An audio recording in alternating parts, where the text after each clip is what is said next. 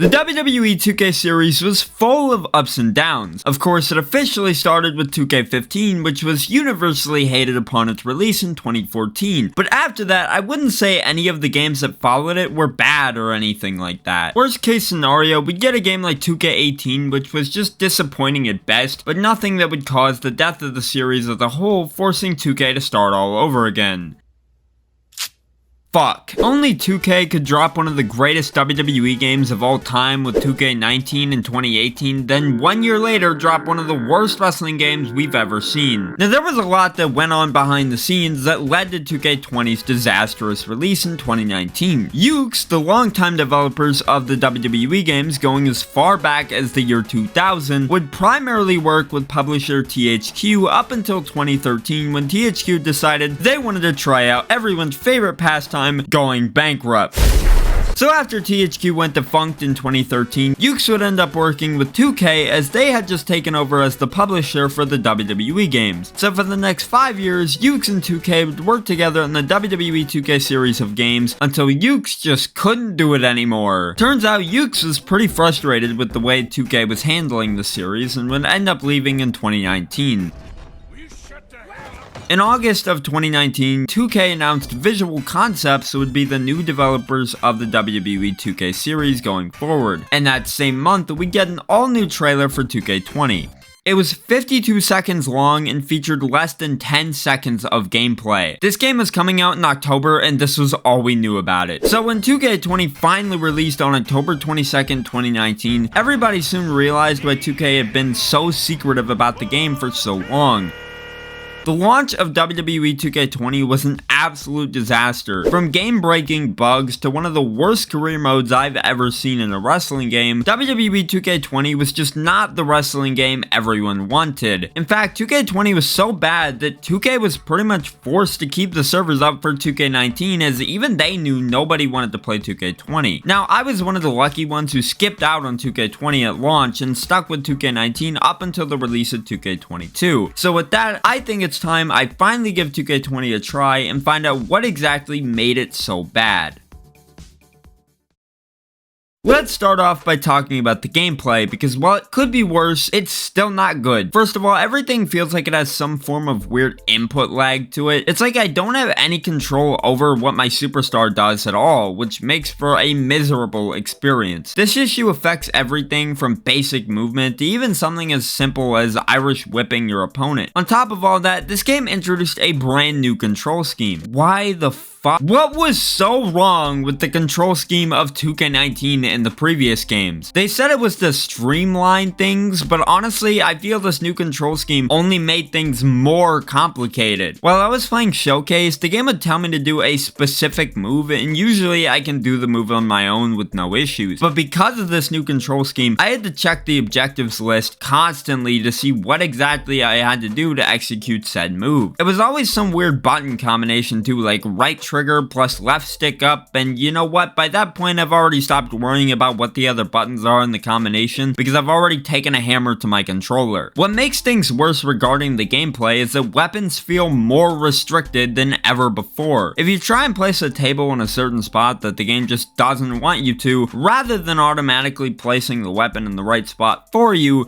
the game just does absolutely nothing. Now we can't talk about the gameplay without mentioning the fact that this game used to be a buggy mess on release. Now the only reason I say used to is because most of the game-breaking bugs have since been patched. Not to say this game is a flawless masterpiece now, because there's still bugs here and there, specifically with hair, because Jesus Christ, visual concepts and proper hair physics do not work together. The AI in this game still seems to be pretty broken, even 5 years after the game came out, as during my playthrough of the Showcase, Charlotte would end up walking around in circles for no goddamn reason and just would not stop. The only other bug I can think of that I encountered was when I somehow glitched through the Hell in a Cell. This is one of those bugs that actually breaks the game because the match just could not continue. This game at launch was broken as hell and would end up absolutely ruining the game's reputation for the rest of its lifespan. There was even a Y2K bug that prevented you from playing the game when the year changed from from 2019 to 2020. Obviously, this was patched pretty quickly, but for many, this was the final straw. Something I noticed about the gameplay as well is that it feels like a pretty significant step backwards from 2K19 in terms of the speed of the action. It actually feels like a repeat of 2K15 on next gen because my god, everything in this game was so damn slow. It feels like it takes years for strikes to connect, and when you get knocked out, good luck getting back up. Not only is the gameplay slow just in general, but this game lags like hell. Keep in mind, I'm playing this on a Series X, so it should have no issues trying to run this game. We're not even halfway through with this retrospective yet, and I already just wish I was playing 2K19 again. I mean, would you guys really be opposed to a part 2 for the 2K19 video? Because I do, dear god, anything but play 2K20 right now. Alright, enough about the gameplay because I think I've established that this game plays like ass. It's sluggish, slow,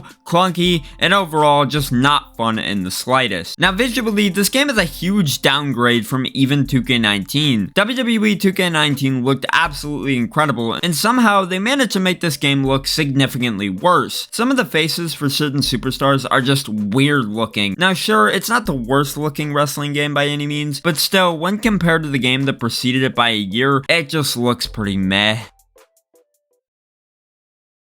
Well, I need a break from the god-awful gameplay, and the visuals are giving me a headache just from looking at them, so why don't we talk about the roster? Honestly, the roster is pretty much the same as 2K19's. What else do you want me to say? I mean, most all the DLC superstars from 2K19 like Roddy Piper and Bobby Lashley were added to the base roster. Of course, all the notable stars from 2018 were included in the base roster as well, with guys like Shinsuke Nakamura, AJ Styles, and Kevin Owens, just to name a few. Again though, when compared to 2K19, the roster just falls short. 2K19 had 252 superstars in its roster, whereas 2K20 only had 238. That's a pretty significant step back for the roster, and because of that, 2K20's roster just doesn't have a lot going for it. As for match types, the same ones from 2K19 are here, but there is one new match type called Brawls, which I will say is pretty cool at first because of the unique arenas like the Boiler Room for example, but once that coolness wears off and you realize that it's just another version of a backstage brawl, it can get pretty boring very quickly. Now the arena selection is pretty dull in my opinion. Half the arenas are duplicates, like for example you have 2019 Monday Night Raw and 2017 Monday Night Raw, Hell in a Cell 2019 and Hell in a Cell 2016. Look, I'm perfectly fine with a little variety here and there, but I at least want enough unique arenas to outweigh the duplicates. Not only that, but these arenas just aren't all that interesting or appealing to me. I also feel like that's because WWE in general in 2019 didn't appeal to me to begin with, so with that being said, can you really blame me for not being excited about Super Showdown being a playable arena in this game? Speaking of things that didn't appeal to me, let's talk about this game's 2K Showcase. Now this time around, the showcase was centered around the careers of the 4 horsewomen, which of course consists of Bayley, Becky Lynch, Charlotte, and Sasha Banks. It starts around 2014 and 2015 when they were working their way up to the main roster from NXT, and ends with the women's triple threat main event match at WrestleMania 35. Now while there's nothing inherently wrong with the showcase itself, I did find playing through the women's revolution to be pretty interesting, but like I said in my 2K19 video about that game's showcase, the matches were just too recent for me to really get into it. I love the Attitude Era mode and 30 Years of WrestleMania mode from WWE 13 and 2K14 respectively because they had matches that I wasn't alive to witness, so being able to play through them and see every moment recreated with in-game cutscenes was a pretty cool experience. With Daniel Bryan's showcase from 2K19 and the 4 Horsewomen showcase from 2K20, I watched all these matches as they happened. When this game came out, a lot of these matches were fresh in people's mind, especially the WrestleMania 35 triple threat match. I mean, that happened just a few months before 2K20 even released. So yeah, like I said, the showcase isn't inherently bad, it's just not worth playing like some of the showcases from any of the games older than 2K16. Now alongside 2K Showcase were 2 other modes, 2K Towers and 2K Originals. 2K Towers makes a return from 2K19 and it's the exact same here as it was in that game. The only difference between 2K20's Towers mode and 2K19's is that this time around there's a whole lot more towers to pick from. There's also a Roman Reigns tower, which is kind of like a secondary 2K Showcase in a way. Too bad it's not very good. There's 16 matches and all of which are matches from Roman's career up until that point, going from 2014 to 2019. 2019. Now, while I did say this is like a secondary showcase, it's not a true 2K showcase, as you're not following objectives or trying to recreate whatever match you're playing. You instead play as 2019 Roman Reigns and take on the 2019 versions of every superstar in this tower. The tower itself is fine, but I just didn't really find it to be all that interesting. Then there's 2K Originals, which,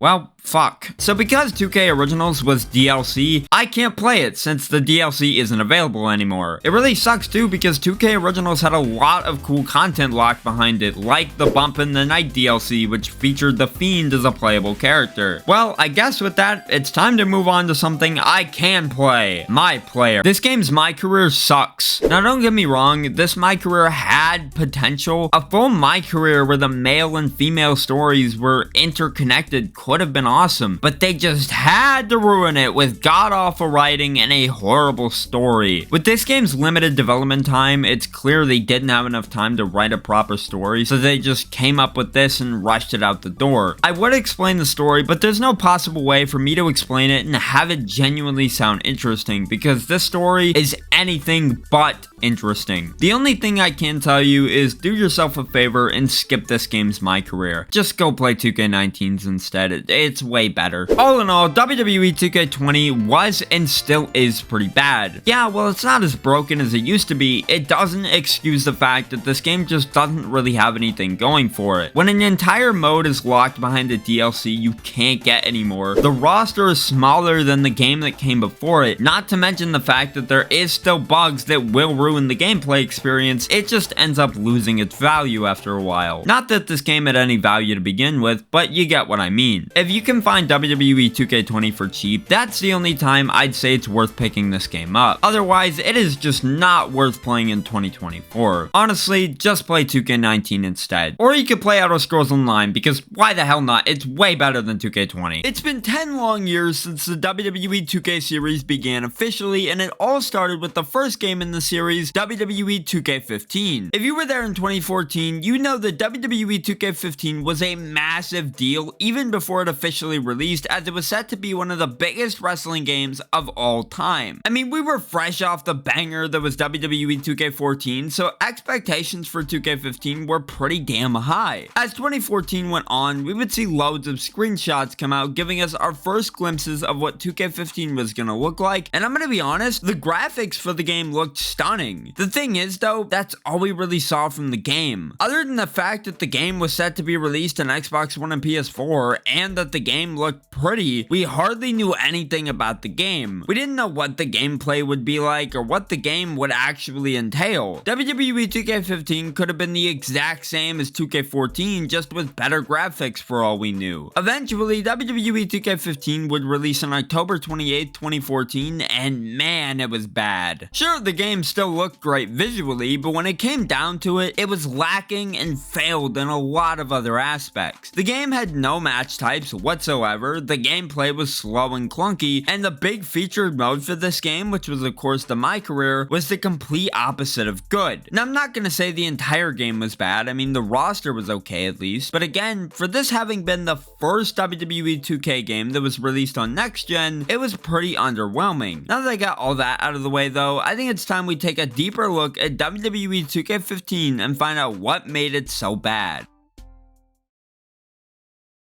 The first thing I want to talk about when it comes to 2K15 is the gameplay, because as I said a little bit ago, this game is slow as hell. Seriously, doing anything in this game feels like a chore because the gameplay is so painfully slow and clunky. This game's gameplay felt like a massive downgrade from 2K14, and it sucked out everything that made 2K14's gameplay as fun as it was. Now, if you were playing this game on Xbox 360 or PS3, you were definitely better off since the gameplay in that version was just a copy and paste of 2K14, which meant that it was fast, fluid, and responsive. The gameplay in the Xbox One version, though, was the complete opposite of fast and fluid. Transitioning between moves in this game feels like it takes years, and God forbid you strike your opponent because you'll be waiting a long while for the punch to even connect. The slowness even affects incredibly simple things like moving around the ring, which is a huge pain in the ass. It makes the gameplay feel incredibly tedious and clunky more than anything. The only good thing this game's gameplay has going for it is the fact you can place weapons wherever you want, but other than that, the gameplay really has nothing else going for it. 2K15 2K15's biggest problem is that it focuses a little too much on realism and simulation, which is a pretty drastic change from the arcade-style gameplay that we had in 2K14. This game also introduced chain wrestling, which I will admit was a pretty cool feature, but the issue is that the rest of the gameplay just wasn't very good. The gameplay is probably what I would consider to be 2K15's biggest weakness, but considering this game has hardly anything else to even call a strength, it's not saying much. Well, since I'm being so negative, I might as well talk about a positive aspect of this game, like the roster, for example. The roster in this game is actually pretty decent, since we got Goldust, 2002 Kane, Ultimate Warrior, and even 2004 Randy Orton, which 2K just refuses to give us nowadays for some reason. Sure, at the end of the day, it's not the greatest roster of all time, but it gets the job done. Another thing this game does pretty well is the arena selection, since there's a ton of arenas to choose from, all of which are pretty solid in my opinion. There's a lot of ruthless aggression arenas in the game, like the 2004 Royal Rumble, 2002 SummerSlam, and even the 2002 Raw Arena, which is just awesome, and it gets even better with the amount of early 2010 arenas we got as well. There's just so much variety in this game's arena selection, and that plays a big part in why it's as solid as it is. You know what doesn't have a lot of variety though? The match types. Oh my god, this game has no match types at all. 2K14 had special guest referees, Slobber Knocker, I Quit, and all these different unique match types that were incredibly fun to play. Then with 2K15, they just decided to get rid of all those, which left us with hardly any match types to play as a result. Seriously, these are the only options for 4-man match types in the game. I think what makes it worse is that matches like Casket and Special Guest Referee are literally featured in Showcase, but aren't in the actual game as exhibition match types. How they managed to make a wrestling game with no match types is beyond me. All in all, when it comes down to it, 2K15's biggest problems are its gameplay and severe lack of match types. As I said, the roster and arena selection aren't the worst, but everything else is just horrible and not fun. Playing this game for this video actually gave me a headache because the gameplay was so infuriating to deal with. It constantly felt like the game was fighting against me half the time, with how often the slowness would cause my inputs to not match up with what I was doing on screen. Not to mention, there just wasn't a whole lot for me to play, since again, there's no match types in this entire game. Now that I've talked about all that, I think it's time we get into all the other modes this game has to offer. Well, if I'm gonna talk about the modes, I might as well talk about the big mode that this game introduced, which is of course the 2K Showcase. Honestly, the 2K Showcase in this game was actually pretty interesting, since there was a total of 2 different showcases you could play through, which added a lot of variety to the mode. And the 2 showcases that were featured were actually pretty good. The first showcase takes you through John Cena's and CM Punk's rivalry from 2011 to 2013, while the second one takes you through the bitter rivalry between Shawn Michaels and Triple H from 2002 to 2004. While the showcase is good at its core, it ends up just suffering from the awful gameplay that I talked about earlier. Doing the objectives in the showcase is a tedious, frustrating mess, and I genuinely got a headache playing through the mode. Outside of that fact though, the showcase is still pretty good, all things considered. As usual, it's cool seeing all these iconic moments from these matches recreated with in-game cutscenes, and being able to play through both of these rivalries is cool as hell. Moving on to the My Career, yeah, it's not very good. Now, I like that there isn't really a linear story, but at the end of the day, it's just so boring and uninteresting. You start off in the performance center and then gradually work your way up through the company, but the problem is that the mode just isn't interesting enough to keep me engaged. And speaking of which, Universe mode isn't all that interesting either. Universe mode in this game is the definition of lifeless. There's really not much for me to say about it because at the end of the day, it's the same old Universe mode we're used to, but worse since they cut down on the amount of cutscenes in the mode. And it lacks a lot of features that even WWE 12 had in its Universe mode in 2011. Overall, WWE 2K15's modes for the most part are pretty bad. Yes, Showcase is good, but as I said, it's bogged down by the terrible gameplay, while Universe mode and My Career are just straight up not good to begin with. With that though, we might as well wrap things up. Well, after replaying the next-gen version of WWE 2K15, I gotta say, I don't think I want to ever do that again. I think I can say without a shadow of a doubt that WWE 2K15 on Xbox One is one of the worst wrestling games I have ever played. With how piss poor the gameplay is, how lackluster the actual content is, and just how boring a lot of the modes are, it's safe to say that if you missed out on playing this specific version of 2K15 back in the day, you really didn't miss out on much. Now do yourself a favor and go play the 360 version of 2K15 2K15 because it's so much better. In 2022, we saw the release of WWE 2K22, which more or less served as a soft reboot of the WWE 2K series, since 2K20 was so bad that it literally left 2K with no other choice other than to start the entire series over from scratch. So as a result of 2K20 being as bad as it was, we got 2K22, and while it was good for the most part, I always felt like it could have been better. There were so many things lacking in 2K22 that would have made the game substantially more interesting, and as a result, 2K22 lost its charm super quick. It was fun for the first few months, but after a while, I started to get bored. Honestly, WWE 2K22 just felt like it was only there to tease us and give us a taste of what was to come in the future games. All WWE 2K22 really did was leave us wanting a WWE 2K23 more than ever. Well, thankfully, we wouldn't have to wait too long for that to happen, as by January 2023, we would end up getting our first glimpse at WWE 2K23, and it looked damn good. Besides the fact that it looked almost identical to 2K22, you gotta admit, the initial reveal trailer was pretty damn cool. The trailer centered around John Cena, who was not only gonna be on the cover of the game, but was also gonna have his own showcase as well. 2K23 from its initial reveal looked like it was gonna be far better than 2K22, which had me and everybody else pretty excited. Everything about the game just looked incredible, and that even extended to the cover arts as well. These cover arts are legitimately works of art, especially the Icon Edition. As we inch closer and closer to the game's actual release, we start to hear more and more things about it, like the fact that it was going to feature war games as a playable match type, which is honestly pretty cool. The game is also set to have a pretty heavy focus on the Ruthless Aggression era, which got me and everyone else more excited to play the game. WWE 2K23 would eventually release in March of 2023, and to say it was underwhelming would be an understatement. Looking back on it, I really think the hype for 2K23 was more exciting than the actual game. I remember watching all the trailers and seeing all the early gameplay footage from before the game had released and being pretty damn excited. When I played the game at release though, it just wasn't as exciting as I had hoped. It didn't really feel fresh, and it just felt like it could have been a content update for 2K22. Sure, it had war games and the focus on the Ruthless Aggression era was cool, but at the end of the day, it just didn't feel fresh enough to hold my attention for more than a few months. With all that out of the way though, I think it's time we dive in and find out what made WWE 2K23 so disappointing.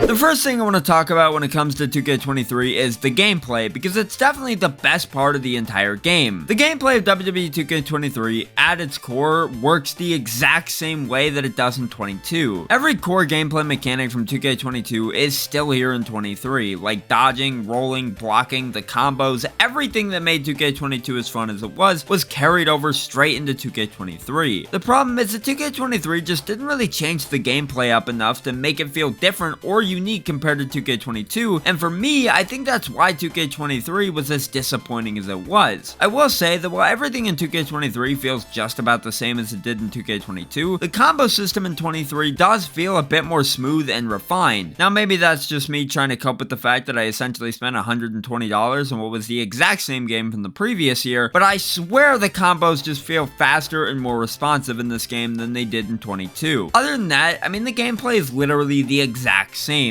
I honestly wish 23 had made more improvements to the gameplay, because if it did, it probably would have kept me playing the game for longer. Now, while the gameplay in 23 pretty much went unchanged, they did at least update some of the match types, and by that, I mean they only updated one. The match type that got updated in 2K23 was the Backstage Brawl, and all they did was take the Backstage Brawl area from 2K22 and put a spotlight in it. That's it. As far as the other match types, they still remain about the same as they did in 22. Extreme Rules matches in 23 are still a blast because there's no restrictions on where you can place weapons, and normal matches are made more fun with the combo system that was introduced in 2K22. The real star of the show for match types though is the War Games match, and I gotta say, it's a pretty good time. The fact that it took as long as it did for us to get War Games in a WWE game is still absolutely insane to me, but thankfully 2K23 was the game that finally made it happen. War Games in 2K23 is honestly the best part of the entire game because it works really well. If you know how War Games games works, then you're familiar with how it works in this game. 2 teams of 4, 1 person from each team starts off the match, and over time, more people from each team enter, and the match starts once everyone from both teams is in the ring. It's definitely one of the more chaotic matches in the game, and it's made even crazier by the fact that you can bring weapons into the ring when you enter the match, which is honestly pretty cool. As good as War Games is, it honestly kinda sucks that it was the only new match type added to the game, as I feel they probably could have added just a few more to make 23 feel a bit more fresh compared to 22. But at the end of the day, I can't hate too much because at least we got something new, and you can really tell Visual Concepts put a lot of work into War Games to make it as fun as possible, so I'll give it a pass. Moving on to the roster, it's honestly pretty damn good. Sure, the roster is pretty much exactly the same as how it was in 2K22, but 2K22 had a pretty great roster, so I really don't see the problem. This game is notable for being Edge's last appearance in a WWE game before he'd leave for AEW, the first appearance of Cody Rhodes in a WWE game since 2K17, and it even featured Bray Wyatt and Uncle Howdy as DLC, which was pretty damn awesome. Now, much like 2K22 did with Machine Gun Kelly, Bad Bunny was added in as a DLC character, and you know what? I'll gladly take Bad Bunny over Machine Gun Kelly in a WWE game, because at least Bad Bunny actually makes sense to be in a WWE game. Sure, MGK has made appearances on WWE TV every once in a while, but Bad Bunny actually wrestled in the WWE ring. So Bad Bunny being a DLC superstar in 2K23 was honestly pretty cool. Now, as good as the roster is, it unfortunately suffers the same problem that 2K22 had with its numerous Rey Mysterio attires, except this time, the problem is John Cena. How is it that 2K15 had this problem solved in 2014, yet in 2023 they couldn't figure out how to put multiple alt attires on one superstar and call it a day? In total, there's 10 John Cenas in this game, and they're all their own separate characters, which is wild. Then if you have the DLC, you get Prototype John Cena, which takes it up to 11, and that doesn't even count the action figure John Cena in my faction. Well, before I lose my mind even further, let's take a look at the arena selection. The arena selection in this game is one of the most confusing messes I've ever seen. If you've ever wanted a wrestling game where half the arena selection consists of SummerSlam arenas and nothing more, this game has you covered. I swear this game probably has the most amount of SummerSlam arenas I think I've ever seen in a WWE game, but honestly, I don't think that's really a bad thing. SummerSlam is one of my favorite pay-per-views of all time, so much so that I've been to 2 myself in person, and to see all these different SummerSlam arenas represented in this game is really damn cool. As for the other arenas, they're fine. I mean, they're nothing I'd really complain about. The selection of NXT arenas in the game is pretty damn good, and the amount of Ruthless Aggression arenas featured here get the job done really well. I mean, this game had the 2005 Raw arena, the 2002 Smackdown Fist arena, and even WrestleMania 22, which was included as a part of the Ruthless Aggression DLC pack. Overall, I have to say Visual Concepts did a pretty good job with the arenas in this game. You know what they didn't do a good job with though? The other modes this game had to offer. So how about we get into talking about those, shall we? Well, if we're gonna talk about the modes, I think the best way to go about it is to start off with the modes that aren't really all that good. For example, My Faction. My Faction is legitimately one of the worst modes I've ever played. Essentially, all it is a card-based mode where you put together a faction and compete against other factions to earn rewards. Now, I've always said this about My Faction, but My Faction could have been cool if it was executed properly, but the problem is that it wasn't. First off, the biggest issue with My Faction is that the grind to earn new cards and other rewards for your faction is tedious as hell, and secondly, all the factions you compete against are entirely AI. Then there's Universe mode, which went completely unchanged once again in this game. Superstar mode is still here from 2K22, but other than that, it's still the same Universe mode that has gone unchanged and remained the same for years. Moving on to My GM, I will say that Visual Concepts did at least improve it a little bit by adding in tag titles, mid-card titles, and giving you more options for brands to control like WCW, but in my opinion, I just don't think it was enough. To make GM mode feel all that different compared to 2K22's. Honestly, the GM mode in this game still felt just as bare bones as it did in 2K22. Overall, GM mode in this game just isn't very good, and honestly, you'd probably just be better off playing SBR07's GM mode instead, because you'll get way more enjoyment out of it than you would with 23's GM mode. Now talking about My Rise, this game followed the same formula as 2K22, giving giving you both a men's and women's story to play through, and much like 2K22's My Rise, this game's My Career just didn't hook me at all. I think the women's My Career was a lot more interesting than the men's story, since it involves you being the niece of a former women's wrestler and WWE Hall of Famer, but as for the men's one, it's just not all that great. You're given a preset gimmick at the start of the story, so you can't even use whatever attire you created for the first few matches in the mode, and the story all around just isn't all that interesting. It's set up a lot like 2K22's where it's non-linear, so you're able to go down various paths and stories, but even then, it doesn't really feel like you have that much control over your career. I would have just preferred one long, well-written story like 2K19 had compared to this one where it's just broken up into tiny pieces. Well, with that, it leaves us with one more mode to talk about, and thankfully, I saved the worst for last. The 2K showcase in this game had a ton of potential. Then again, I said the same about the Rey Mysterio showcase in 2K22, and yet they still messed that up, so at this point, I'm really not surprised that 2K23 showcase ended up being a flop too. The whole focus of this game's showcase was on John Cena's career, but unlike most showcases where you play through the matches that the showcase superstar won, this one was to take you through the matches that Cena lost throughout his career. Honestly, this is the best possible way they could have gone about doing this showcase, as it allowed you to play as someone different each time rather than being stuck playing as John Cena for every match in the mode. The showcase takes you through 14 different matches spanning from the beginning of Cena's career in 2002 all the way to SummerSlam 2021 when he faced Roman Reigns for the Universal title. While all the matches are fine and good, the only real issue is slingshot technology. I've expressed my hatred for slingshot technology many times in the past, but in case you're not familiar with what it is, essentially all it does is splice real life footage of the matches in with the animated in-game cutscenes. Slingshot technology is really just some fancy marketing term for we're too lazy to animate actual cutscenes, so here's the real match instead. I will say that the showcase does at least end with a pretty cool bonus match against Super Cena, so at least that's something. With that though, I think I've covered just about everything 2K23 has to offer, so I think it's time we go ahead and wrap things up. All in all, WWE 2K23 was pretty disappointing all things considered. Sure, it did some things pretty alright, but when you really look at it, the game is literally just 2K22 with very minor improvements. It didn't feel like a huge leap forward, and as a result, it ended up feeling pretty underwhelming. Between this game, 22 and 24, 23 was the one game that I had the least amount of playtime on because it simply just didn't keep me very engaged. It got old and stale pretty quick. That didn't stop Visual Concepts from releasing a more expensive Bad Bunny edition in October 2023 for $140 though. Who the fuck bought this? Smackdown vs. Raw 2010 is by far one of the most divisive games in the SVR series. When it comes to this game, it feels like you're either in the group of people that really likes the game or in the group of people that completely despises it. Smackdown vs. Raw 2010 was released in October of 2009, just 1 year after what's considered to be the worst game in the series, SVR 2009. Smackdown vs. Raw 2009 got a lot of criticism for taking out the GM mode, season mode, and generally having considerably less content than the games that preceded it. So of course, they decided to do all that again with the next game. Now to be fair on SVR 2010's part, it does at least have a career mode and online, which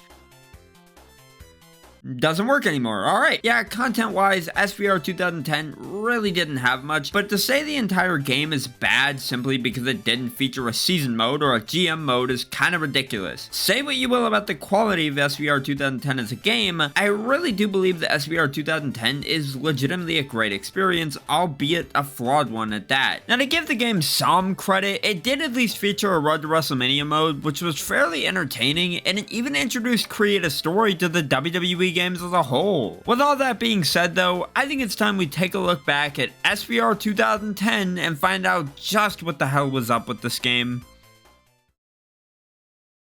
Alright, before I get into everything else this game has to offer, we might as well address the elephant in the room, the gameplay. Yeah, the gameplay in this game isn't the greatest, especially compared to the games that came before it. It's significantly slower than any of the other SVRs, and often matches can feel like an absolute chore to get through. Every animation in this game is just so goddamn slow, and strikes take forever to connect with your opponent. This game's gameplay is by far the worst part about it. It's almost like when they decided to lean into the simulation style gameplay gameplay for this game, they completely forgot what made the other SmackDown vs. Raw games fun in the first place. SmackDown vs. Raw was built on arcade-style gameplay, going all the way back to the very first game in 2004, so why even bother changing that? Sure, the simulation gameplay in 2010 has its pros here and there, such as the fact the wrestlers will look visibly damaged throughout a match, with their chest getting more and more red as a match progresses, but I don't think that's enough to really excuse how lackluster the rest of the gameplay is. Sure, the game gives you the freedom to use weapons however you want, and there certainly are fun parts to the gameplay, such as being able to do stuff like this, but at the end of the day, none of this really matters when the rest of the gameplay is as slow as it is, and God forbid you do a multi-man match, because no matter what you do to your opponents, 9 times out of 10, they will always get up seconds after. You could run them over with a car and set them on fire, and they'd still get up like nothing happened. Actually, I think he's dead. To be fair though, this isn't much of an SBR 2010 issue, more so just a general problem with SmackDown vs. Raw as a whole, but I feel it's definitely at its worst in this game. As for the roster, honestly, it's just okay. It features just about everyone you would have seen on TV in 2009, like Jeff Hardy, Matt Hardy, John Cena, and Finlay, as well as a few legends, and by that I mean 5. Yeah, only 5 legends. Now sure, you can make the argument that legends and throwback content really weren't all that important in WWE games yet, as the main focus of the games around this time was always on that of the current time period and what was around then, but that doesn't really change the fact that the selection of legends in this game is stupid. First of all, Dusty Rhodes is playable in this game, but it's not classic Dusty Rhodes with the polka dots. No, it's old man Dusty Rhodes wearing casual attire.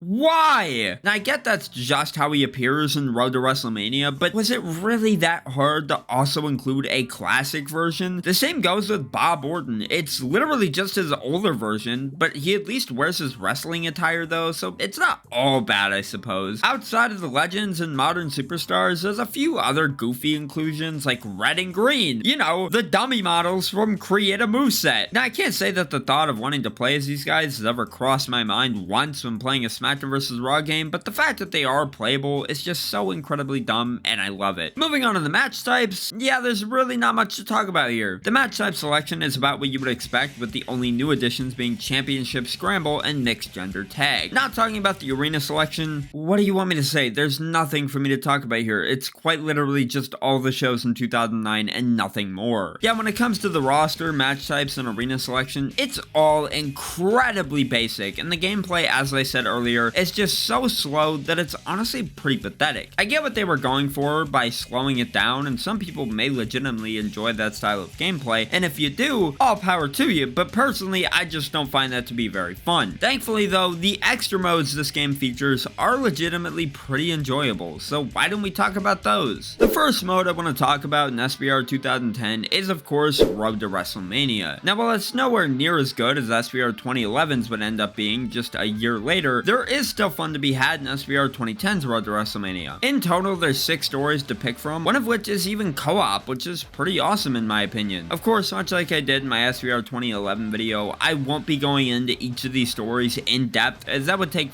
far too long. But what I can tell you is that each story is actually pretty entertaining and enjoyable. The Mickie James story, for example, is really cool since it featured a women's Royal Rumble 9 years before one would actually happen in real life. And as dumb as the brand warfare story can be at times, I still absolutely love it. Next up is Story Designer, which, fun fact, made its first appearance in this game, and much like every other game it's appeared in since then, it's a great experience. Now of course, Story Designer is one of those modes that only appeals to certain people, as you need to have a certain amount of creativity to put together your own cohesive story, and anytime I try to use Create a Story, I end up just staring at the dialogue text input screen and can never figure out what to write. Despite me not really being into the mode though, it's hard to deny just how important it is to so many people. Well, outside of Story Designer and Road to WrestleMania, there's the career mode, and I'm gonna be honest, SmackDown vs. Raw 2011 made the right call by getting rid of this mode. Now don't get me wrong, the inclusion of a career mode is nice, and it does serve as an extra piece of content to keep you engaged with the game, but playing it doesn't really give you anything to accomplish. It is freeform for the most part, and allows you to play through your career the way you want to, which is nice, but up until I had to make this video, I had never even played the mode before. Hell, I had forgotten all about the mode entirely entirely, which goes to show how nothing this mode was. With all that being said, I'm sorry, but I just don't think I care about SVR 2010's career mode all that much. Overall, Smackdown vs. Raw 2010 is fine. It's nowhere near as good as SVR 07 or even 06 for that matter, but to say the game is awful and is truly the worst wrestling game ever wouldn't really be fair. It does have good things going for it, and regardless of what you think of the overall gameplay, I still do think there is some fun to be had with it. I can't lie and say that when I was playing the game for this video, I did have fun with the game at times, and to be honest, I think I'd still rather play this than... Oh dear God, I have to talk about this next, don't I? What would happen if you took Smackdown vs. Raw 2009, stripped it of any ounce of fun the game had, as well as all of its features? Well, what you're left with is none other than Legends of WrestleMania, and please, for the love of God, give me SVR 2009 back. Yes, Legends of WrestleMania, the often forgotten spin-off of the Smackdown vs. Raw series, and trust me, there is a good reason for why this game isn't remembered by many. In the late 2000s to the early 2010s, the mainline Smackdown vs. Raw series wasn't doing too hot, as SVR 08 was met with pretty mixed reception, and when SVR 09 came out a year later, it really didn't do too much to show people that the SVR they knew and loved would ever be the same again. So what do you do when people are losing faith in your product? Well, you put out a worse one, of course, and that's exactly what THQ did with Legends of WrestleMania, as they decided to take everything that made SVR great and get rid of all of it in order to make a slimmed down and more simplified wrestling game, with the center focus being on Legends from the 80s to early 90s. Now, I will admit, it is a game that sounds cool in concept, especially when you consider that playable Legends weren't super prevalent in SVR at this time, so to get a game that was entirely focused on Legends could have been legitimately interesting. The issue is that THQ and Yuke's only had maybe a day to work on the game, and what we ended up getting was a wrestling game where half the wrestling is done by QuickTime events. Why? Who asked for this? Sure, you could say, oh, well, this game wasn't meant for you. It was meant for the people who grew up with the old NES and arcade wrestling games. Yeah, sure, but the game is heavily advertised as being an expansion to Smackdown vs. Raw 2009, and there's ads for it plastered everywhere in SVR 2010. If this was truly meant for one specific group of people, then I don't think they would have bothered trying to market it to the Smackdown vs. Raw audience, aka the same audience that this game wasn't meant for, supposedly. And that leads us into the biggest problem with Legends of WrestleMania, the gameplay. Somehow, someway, they made a wrestling game where you hardly do anything, and half the damn gameplay is simplified to just press a button when the game tells you to. And they expected people to absolutely love it. As I said earlier, I get they wanted to make this game more in line with the type of wrestling game someone in their 40s would have grown up playing, but I guarantee you that even they would find this game to be boring as hell. Pretty much everything you do in this game is boiled down to just being a quick time event, from finishers to basic ass grapple moves, and I just don't understand how anyone could find that fun in the slightest. My biggest pet peeve in a wrestling game, or any game in general, is when control is constantly being taken away from me. When I do a grapple move and I'm forced to watch the same canned animation every single time, it just gets to a point where I'm no longer having fun.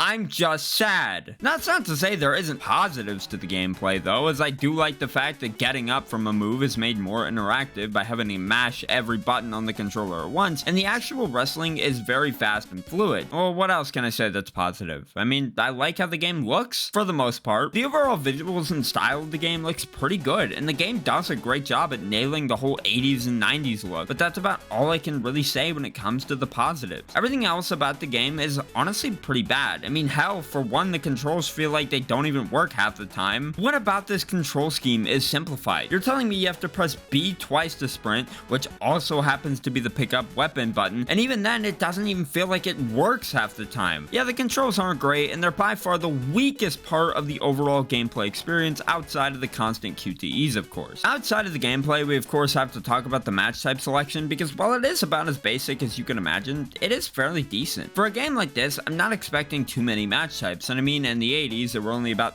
3 match types in all of the WWE, so it makes sense that the selection here isn't going to be massive. By far, the best match type in the game, though, is definitely Hell in a Cell, as every cell match starts with you and your opponent on top of the cell, which I'm 99% sure is supposed to be a reference to Mankind and Undertaker at King of the Ring 1998, which is honestly really cool that they did that. On top of that, the match type is also just incredibly fun. Being able to throw your opponent off the cell, through the announce table, and then immediately after being able to just break through the wall of the cell is fucking awesome. Other than that, the rest of the match types play pretty much just how you would expect them to. So how about we move on to the arena selection? Now this has to be the most basic arena selection I've ever seen, but you know what? I'll let it slide. I was not expecting much from the arena selection, as they did pretty much all they had to do in just making the first 15 WrestleManias playable, and that was it. They did also include a classic Royal Rumble arena, which was nice, and I gotta say, for what they're worth, I actually like the arenas in this game. They all look absolutely fantastic and fairly accurate, which for a half-ass game like this is pretty impressive. WrestleMania 9, for example, looks great, and I especially love the way WrestleMania 11 looks. Yuke's and THQ nailed the overall presentation and look of each arena, and I can commend them for that. You can definitely tell that if this game had maybe spent more time in development and wasn't just put out as a blatant cash grab, that it could have been something far more special. But no, for some reason they just needed to rush this game out the door because someone out there was eager to play this damn game. Not talking about the roster, honestly, for what it's worth, it ain't half bad. You have just about all the classic superstars you can imagine, from Ultimate Warrior to Andre the Giant, and even Purple Gloved Undertaker. Most of the superstars in this game look pretty damn good too, and then others look like King Kong Bundy. Seriously, they couldn't have at least tried a little harder on making his model look even slightly better? Now, if you're not happy with this game's roster as is, they did include the option to import your SmackDown vs. Raw 2009 roster if you had an existing SVR 2009 save file on your hard drive. Finally, I can live out my dream match of Jimmy Wang Yang versus Bam Bam Bigelow. Having SmackDown vs. Raw 2009 alongside Legends of WrestleMania definitely improves the overall experience of the game and takes him from being a bad wrestling game to a mediocre one. Overall though, the core parts of Legends of WrestleMania are just okay. Sure, the gameplay makes me want to throw my controller at the wall sometimes, but everything else like the arena selection and the roster is fine enough. A good arena selection and roster doesn't save this game from being not good though. But if you just couldn't get enough of the awful gameplay, then you're in luck because this game has extra modes for you to play. No! What the hell happened here? These extra modes are by far the biggest missed opportunity in this entire game. As well, they're all pretty cool in concept, being able to relive, rewrite, and redefine various matches from WrestleMania history, and running through a series of matches on a tower-like game mode to get into the Hall of Fame. They're just so repetitive to the point where it's tedious. The first mode I want to talk about is the one that this entire game's marketing was centered around: WrestleMania Tour Mode, where you relive all your favorite matches from WrestleMania history. And by that, I mean 6. There's only 6 matches to play through, 4 of which are Hulk Hogan matches. Oh, come on! Now, to their credit, this was the first time they'd ever done anything like this, and they did at least animate all the iconic moments in the matches, which is more than what 2K24 did, and sometimes these moments are even made interactive with QTEs, which is about the only time I can give the QTEs a pass in this game. The problem is that these matches are made all the more tedious by objectives that you need to complete in order to progress and obtain a gold medal from. The objectives aren't hard by any means, or at least they shouldn't be, but due to the terrible controls, they can be a bit of a pain in the ass to complete. Once you're done with reliving all those matches, you can then move on to rewrite history. Just as long as you follow the objectives though, because God forbid you have too much freedom. And then there's redefine, which does stuff like put Andre the Giant and Big John Studd in Hell in a Cell at WrestleMania 1, because, you know, why not? And if playing through real life matches you've already seen on TV a million times isn't your thing, then there's the Legend Killer mode, which is just a glorified towers mode. You have a series of Legends towers to play through, and for each tower you complete, you get a gold medal. What do the gold medals do? Well, you can view them in the Hall of Fame, which does absolutely nothing.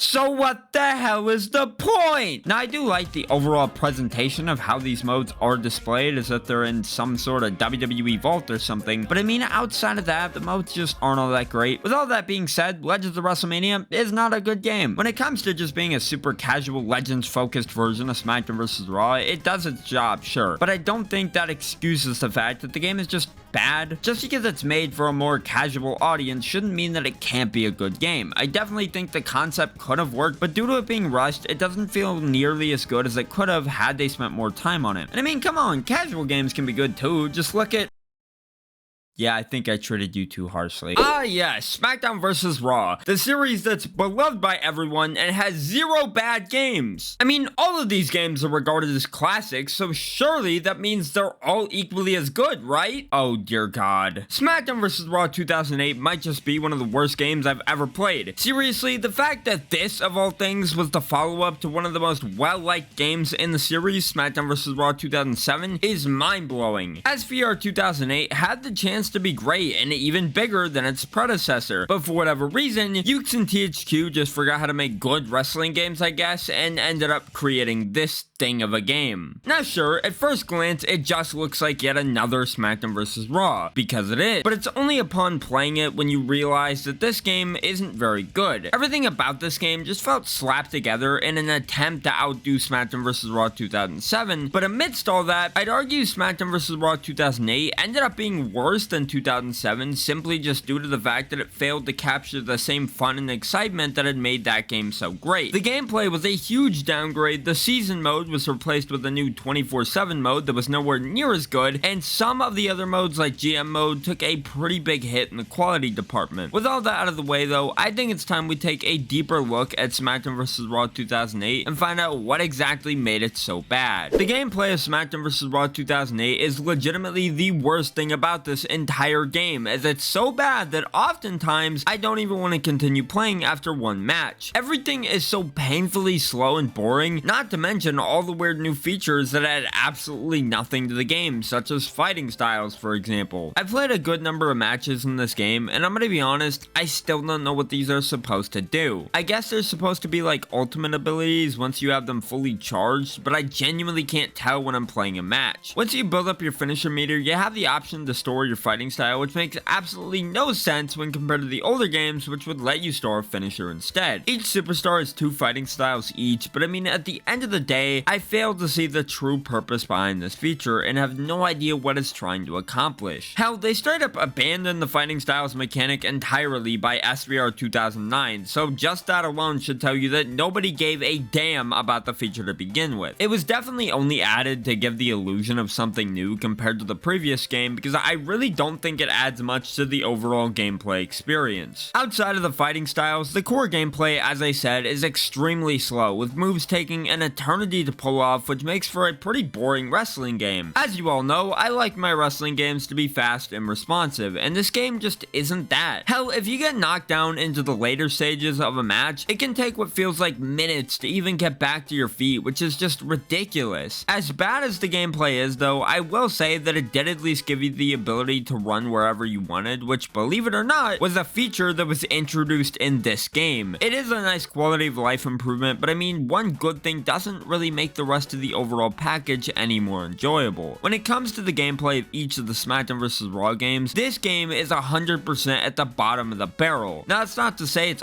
all bad, as like I said earlier, you can run wherever you want, and you can fight in the crowd, which is honestly pretty cool. They got rid of crowd fighting the next year and didn't bring it back to 2K17. Why? The one good thing this game had going for it, and for some reason they just got rid of it a year later? Jesus, no wonder why they went bankrupt. Enough about the gameplay though, now it's time to talk about the roster, because it truly is what I would call a mixed bag. Now normally these games only give you the option between SmackDown and Raw superstars, hence the name SmackDown vs. Raw. Oh! This game though just had to be different. The fact that it was the first SmackDown vs. Raw on the DS and PS3 wasn't good enough for it. It had to be different in other ways. So along with doing all that, it was also the very first game in the series to feature ECW stars as playable characters, which you gotta admit is pretty cool. The likes of Sandman and Tommy Dreamer are all playable here, and that's pretty damn cool. Now while I'm not a huge ECW fan, never have, never will be, I can at least appreciate the fact that ECW was featured here, as it does add some depth to the roster. Outside of that, the roster is about what you would expect, just featuring stars who were around at that time, while also mixing it up with the inclusion of a few legends who I don't have unlocked, as I refuse to sit through the 24/7 mode to get them. Sorry, I just can't do that to myself. Moving on to the arena selection, good lord, why are half these locked? Yeah, outside of a good majority of them being locked behind the 24/7 mode, which again, I don't have the patience to sit through to unlock everything, the arena selection selection overall is fine. It's pretty much about what you would expect from a WWE game around this time in terms of it just being arenas from that time period. Other than that, there's honestly not much else to say about it. It's a basic arena selection that gets the job done. And you know what else is basic? The match types. Other than the addition of the ECW Extreme Rules match, which is quite literally just a normal Extreme Rules match with a few new features like setting weapons on fire, the match type selection is the exact same as it was in SVR07, which, yeah, while it is a bit disappointing they didn't go the extra mile in adding more new matches, SVR07's match types were fantastic, so to be honest, I don't really see the issue in them reusing all of them for 08. The Buried Alive match in 08 is just as fun as it was in the previous games, and the ECW Extreme Rules match, which I brought up briefly earlier, is nothing short of chaotic, which makes it incredibly fun to play. So yeah, so the match type selection isn't anything I'm necessarily clamoring for. It does have some good to it, which is always nice in a wrestling game. The main issue with the match types though isn't even the fault of the matches themselves. Instead, the problem lies with the piss poor gameplay that I already talked a bit about earlier. And that's what I think is the biggest issue with this game in general, that no matter how good something may be in it, the gameplay always ends up being the limiting factor of everything. Like I said, ECW Extreme Rules matches are fun, sure, but to be honest, I'd still much rather play an Extreme Rules match in SVR07 instead, because at least there, the gameplay is fast, fluid, and just overall more engaging. Some of you may like the more simulation-focused gameplay of SVR08, and I mean, if you do, all power to you, but at the end of the day, Smackdown vs. Raw, especially by this point, was never a series that entirely focused on simulation to begin with. So why did they decide to go in that direction for this game? SVR always had simulation elements, sure, but the series always put arcade elements and dumb fun first before the simulation stuff, which is the big thing SVR08 fails to accomplish. Anyways, enough about the gameplay, let's talk about the extra modes this game has to offer. Now, as far as extra modes go, this game actually is quite a bit, such as a GM mode and a season mode. Wait,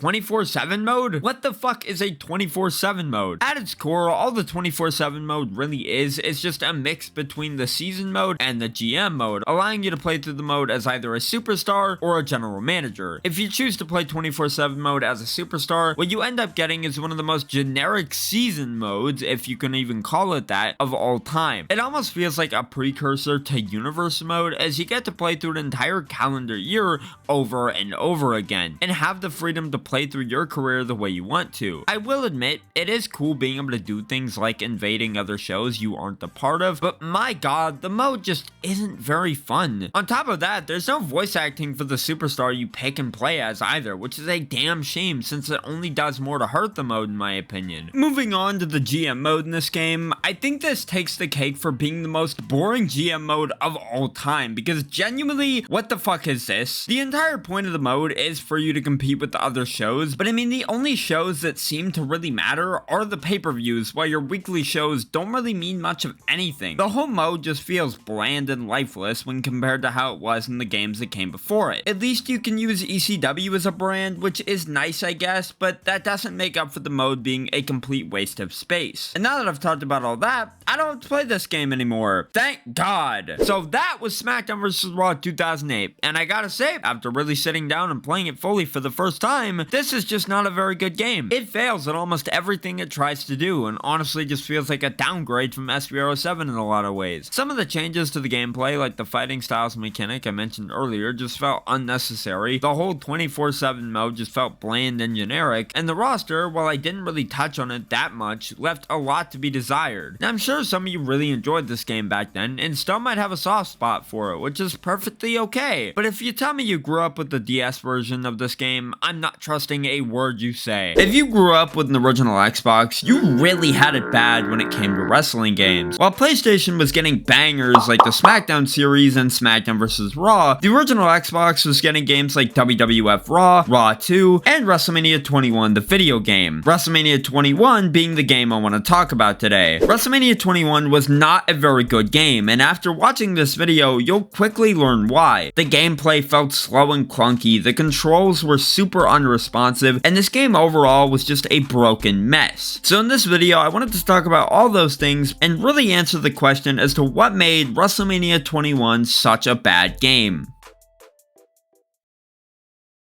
WrestleMania 21 was released on April 20th, 2005, just 17 days after the actual WrestleMania 21 pay-per-view had taken place. As I said, the game was an Xbox exclusive, which was probably for the best as it limited the number of people who were really going to play this garbage. The game was developed by a company called Studio Gigante, and if you don't know who they are, that's because WrestleMania 21 was actually the last game they ever developed. Besides this game, the only other thing they made was a game called Tao Fang Fist of the Lotus. Yeah, it's no wonder they shut down. Even back in 2005, WrestleMania 21 was not received very well and would end up being forgotten about. Now, am I really about to tear into a game that's close to 20 years old? Yeah, but the game is so bad that I have no idea what else I'm supposed to do. So without further ado, let me tell you why this game plays like ass.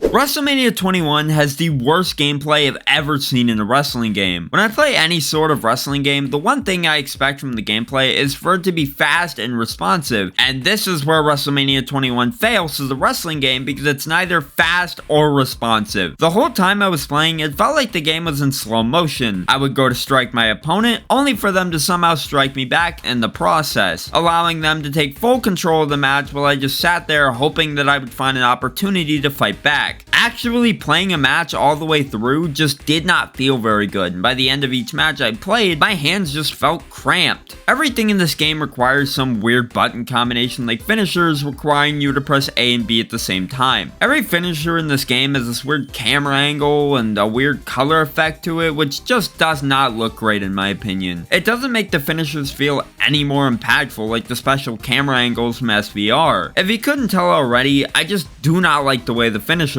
work in this game. The weird A and B button combination makes pulling off a finisher feel tedious and clunky, and I'm just not a big fan of the weird color changing camera angle effect. Speaking of this game being tedious, doing anything in this game felt like a chore. Even doing basic things like running felt super tedious since you're not able to turn. This makes running attacks more difficult to pull off, which can lead to some pretty frustrating moments. Now, one thing I will say that I did like about the gameplay was the reversal mechanic. WrestleMania 21's biggest feature was the addition of the Pro Reversal system. Essentially, you use the left trigger to reverse strikes and the right trigger to reverse grapples. The whole Pro Reversal thing doesn't feel like a gimmick either, as the mechanic actually lives up to its name. It really does require a bit of skill to pull off a reversal since you have to be super precise with your timing. Yeah, it's weird at first when you're first playing the game, but once you get used to it, it does start to feel pretty normal. The biggest problem I have with the gameplay is that every superstar feels the exact same. Rey Mysterio played exactly like Christian, and Undertaker played exactly like Batista. Aside from the finishers, everybody feels like they have the same moveset. I don't know why this is the case, but it's just something I noticed while playing, and something that kind of bothered me a little bit. Overall, the gameplay is very bare bones. The only other mechanic that I can think of that this game has that I want to bring up is the ability to call an outside interference by clicking down on the left stick. Now, that's a cool mechanic that I'd like to see come back in the newer games. It's just a shame I didn't really get to use it much when playing the game for this video. Other than that though, this game doesn't really have any big gameplay elements to it, and it was just not fun at all. This might be the first wrestling game I've ever played that has nearly put me to sleep with how boring it was. WrestleMania 21 isn't even fun bad either, it's just not good at all. Despite the issues with the gameplay, it's obvious they wanted this game's gameplay to be good, but it feels like a lot of the effort went into the Pro Reversal mechanic, and as a result, it makes the rest of the gameplay feel half-assed. Then yes, I get the game is almost 20 years old, but when there's games like WrestleMania 19 and Smackdown vs. Raw, they're slightly older than this game and play significantly better, this game just ends up looking worse. Now visually, I think the game looks pretty alright. The superstar models look insane, especially for 2005, and every arena looks pretty fantastic. The only thing I dislike about this game's visuals is the renders and the roster screen. They use in-game models, but Jesus Christ do they look weird. Big Show looks like he wants to kill you, and Triple H looks like he doesn't even want to be in the game. Then there's Tajiri. He's just happy to be there. Well, the gameplay might not be all that great, but at least the roster and arena selection is pretty good. This game features a variety of superstars who were around at the time of this game's release, as well as a decent amount of legends. The tagline of this game was "Become a Legend" after all, so I'd expect there to be quite a bit of legends in this game. How will you become a legend? Some of the legends featured in this game consist of Andre the Giant, Mankind, as well as Bret Hart. I would say this game's roster is its biggest strength because of the amount of legends it has, and because the roster in 2004 was pretty stacked with guys like Cena, Orton, Batista, and Taker, just to name a few. The arena selection was also pretty good, as it featured just about every show and pay-per-view from 2004's playable arenas. The last thing I want to talk about before I move into the career mode is the match types, because there's a good amount of them in this game. Too bad they're all ass. Hell in a Cell matches aren't very fun, as you can't really do much in them. As far as I can tell, there's no way to actually leave the cell, so it just makes for a boring experience. Ladder matches aren't very exciting, as the AI will always try and tug the championship down no matter what, which doesn't make for a very good match, as you have to constantly knock your opponent off the ladder since he won't do anything else, and standard one-on-one matches are an absolute snooze fest. Now, of course, you have your other standard match types like Last Man Standing, Fatal 4-Way, Bra and Panty, you know, the usual. Overall, to round out this part of the video, I have to say the roster is all around solid, the arena selection is pretty good for what it's worth, and the selection of match types isn't horrible, albeit with the match types being pretty boring. Now, at this point, I already have a headache from playing this game, and after playing the career mode, or should I say the first 10 minutes of it, yeah, my headache has gotten worse. I will say, the career mode does have full voice acting and lasts 52 weeks, which is quite a while. Essentially, you make your custom superstar and go from there. Your first match is on Velocity with Rene Dupree, and you're tasked with having to beat him in 3 minutes. And this is where I gave up, because with how bad this game controls, coupled with the terrible gameplay, I was not beating him in 3 minutes. I'm sure the career mode is good and all, and trust me, I tried to play it, but I just can't do it. I'm sorry, it's not happening. So how about I talk about the bugs and glitches instead? Like I said at the beginning of this video, this game is broken. The biggest bug I encountered while playing this game was anytime a match ended, the game would just freeze and turn into a choppy mess during the transition into the replays. Another bug I encountered was attacks just not registering for some reason. I feel it's largely down to the animations, as whenever you try and attack someone while they're in the middle of an animation, nothing will happen. Look, this is fine, only problem is, it only seems to happen when you attack the AI. If the AI attacks you while you're in an animation, their attack will register for some reason. Speaking of the AI, this game has some of the worst AI I have ever seen. They're super aggressive to the point where it makes the game less fun. You never have a second to recover, so when you get knocked down, you're pretty much screwed for the rest of the match. Now, it could be a skill issue on my part, but man, this game is hard. Well, with that out of the way, what else is left for me to talk about? This game at Xbox Live supports, so let's check that out.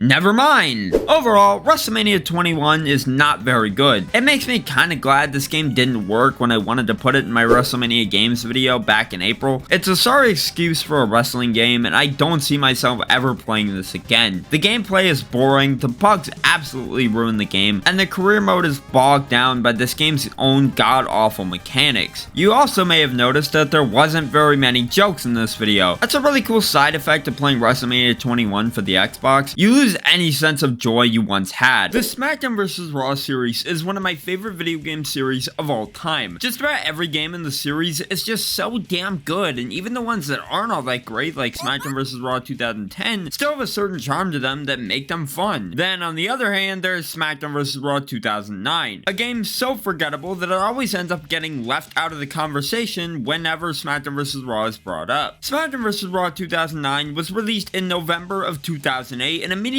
lost any chance of being successful since it released just 3 days before Call of Duty World at War. Well, no wonder why nobody remembers this game anymore, because they only had 3 days to play it before the biggest Call of Duty game of all time launched. Now, even if Smackdown vs. Raw 2009 had launched somewhere around like October, in turn giving it more breathing room, I still don't think it would have done all that well. Smackdown vs. Raw 2008 was already disliked by many due to the lack of content, like a season mode, and the overall decrease in quality quality in the GM mode, so why would people have any reason to believe that the next game would be that much of an improvement? But by the time the game dropped, it was clear that people had every right to be skeptical, as there was really nothing to the game whatsoever. The game lacked a lot of content, as there was no GM mode or season mode this time around. The game only had 2 backstage brawl arenas, and it was missing match types such as Buried Alive that were still present in the previous game. All these things combined with the fact that the game had to be cut down on purpose to make room for Legends of WrestleMania, which would release in March of 2009, showed that SVR 2009 wasn't really worth playing in any capacity. What you're getting here isn't a full game, you're getting half an experience, and if you didn't have Legends of WrestleMania back in the day to go with this game, then you weren't getting the entire SmackDown vs. Raw 2009 experience. Anyways, with all that out of the way, I think it's time we take a look at what I consider to be the strongest part of the game, the gameplay. SmackDown vs. Raw 2009's gameplay is just about as fun as you would expect it to be. Part of the reason this game's gameplay was so good is because they got rid of the weird fighting styles mechanic that everyone hated in SVR 08, so because of that, the gameplay definitely felt a lot better in 09. The actual wrestling in this game is super fast and fluid, and it's legitimately really fun. Everything from striking to grapple moves and finishers just feels incredibly satisfying because not only is every animation super smooth and fast, but every move feels like they actually have weight and impact to them. When you strike your opponent or hit them with a weapon, you can really feel the impact of the move, which is always nice in a wrestling game. As I said too, finishers also feel really good in this game, and it mostly just boils down to the awesome glass breaking effect that happens when you pull one off. SVR 09's gameplay at its core is pretty much the same thing as 07 and 06, which is why it's so fun. One of the other reasons this gameplay is so good is because it gives you a ton of freedom to do whatever you want. You can climb on top of the announce table, do high flying finishers off the announce table, and even do crazy ass dives off of ladders that really shouldn't be possible in the slightest. It's stuff like this that I absolutely love in my wrestling games, and it's the main reason why I believe that this game's gameplay is the best thing it has going for it. It even brought back the hardcore resurrection ability from SVR 08, which allows you to make yourself bleed with a chair when playing as an ECW superstar. Speaking of ECW, a lot of those extreme elements from 08 were brought back, such as the ability to ignite weapons like the barbed wire plank of wood, which is just so much fun to do. Outside of that, while the core gameplay is as fun as it is, unfortunately, it's not all perfect. Crowd fighting, which was included in 08, is unfortunately absent here, and for some reason in the Wii version of the game, they decided to include thumbtacks, which are nowhere to be seen in the 360 and PS3 versions. Now sure, these may seem like minor things, but for how much this game is lacking in content, I really do feel like both of those things would have helped in making this game more replayable. That's about it though as far as the gameplay goes, so how about we move on to the roster? Well, unfortunately the roster is one of the weakest parts of this game, as it feels like the most nothing roster of all time. I mean, yeah, it's got just about everyone you'd expect from this time period, but you can tell they were really struggling, as some of these inclusions just felt like padding. Masked Man? Really? That's who you included in the roster? Some generic character made just for Road to WrestleMania? Aside from the obvious padding, something else you may notice about SVR 09's roster is that there's a lack of legends. Why is this, you may ask? Well, that's because they wanted you to buy Legends of WrestleMania, and if they had put Legends in this game, well, Legends of WrestleMania might as well not have existed.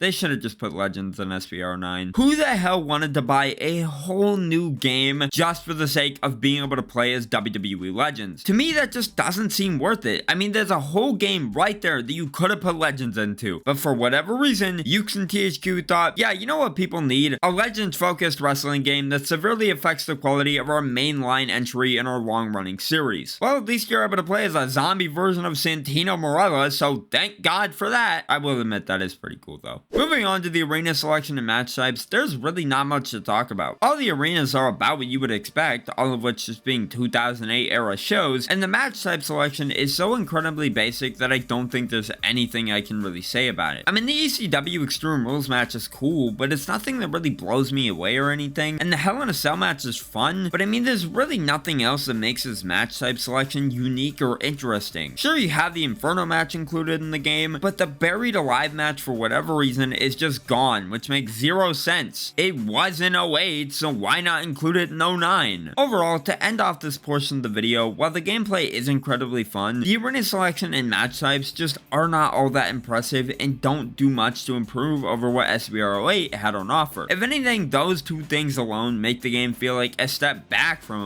08, which at that point begs the question, why not just stick to 08 instead of playing this game? Well, if you stuck to playing Smackdown vs. Raw 2008, you wouldn't get to experience the new mode that 09 had to offer, Road to WrestleMania. Road to WrestleMania is a mode that debuted here in SBR 09 and was pretty much the replacement for the season mode and 24/7 mode going forward into the later SBR games. Essentially, the mode allows you to play through 6 unique stories, each following a different superstar on their road to WrestleMania. The stories the game gives you, for what they're worth, are pretty solid. Sure, they're a little dumb at times, but for this being their first attempt at the road to WrestleMania concept, I'd say they hit it out of the park. As usual, I'm not going to go in depth into all of the stories as that would take far too long, but I mean, come on, Undertaker's story is zombies, the boogeyman straight up killing people, and it gave us the boogeyman versus Undertaker match we never got on TV. Honestly, what more could you ask for from a story mode in a wrestling game? Well, what else is there to talk about outside of Road to WrestleMania? Well, I'm glad you asked, because this game's other featured replacement for the season mode is the career mode, and it's not very good. Essentially, for the career mode, you pick a superstar, then start your path to win whatever championship is on your current brand. That's basically the entire mode, and there's hardly any depth to it. There's a reason this mode is hidden under the game mode section and not front and center on the main menu with everything else. I bet some of you might not have even been aware that this game had a career mode, and I wouldn't blame you for that. It's easily one of the most forgettable modes in the entire game, and the fact that it was left behind in SBR 2011 should tell you everything you need to know about the mode. Overall, there's not much else to really say when it comes to this game. Smackdown vs. Raw 2009 just isn't very good, but it's still not the worst wrestling game I've ever played. Sure, it's lacking a ton of content that made the games released before it so good, but the gameplay is still really fun. Plus, Road to WrestleMania is a damn good time, and because of that, I still think there's some value to the game. Now sure, good gameplay in one game mode can only get you so far, but at the end of the day, I've come to the realization that maybe I was too harsh on this game. There are things that I do like about this game, and even the soundtrack is pretty good. Not as good as 07's, but I mean, it's a good soundtrack nonetheless. The game, overall, isn't that bad necessarily, but it's still not that great of a game, and that's okay. If you like Smackdown vs. Raw 2009, all power to you, but if you were to say this is your favorite wrestling game of all time,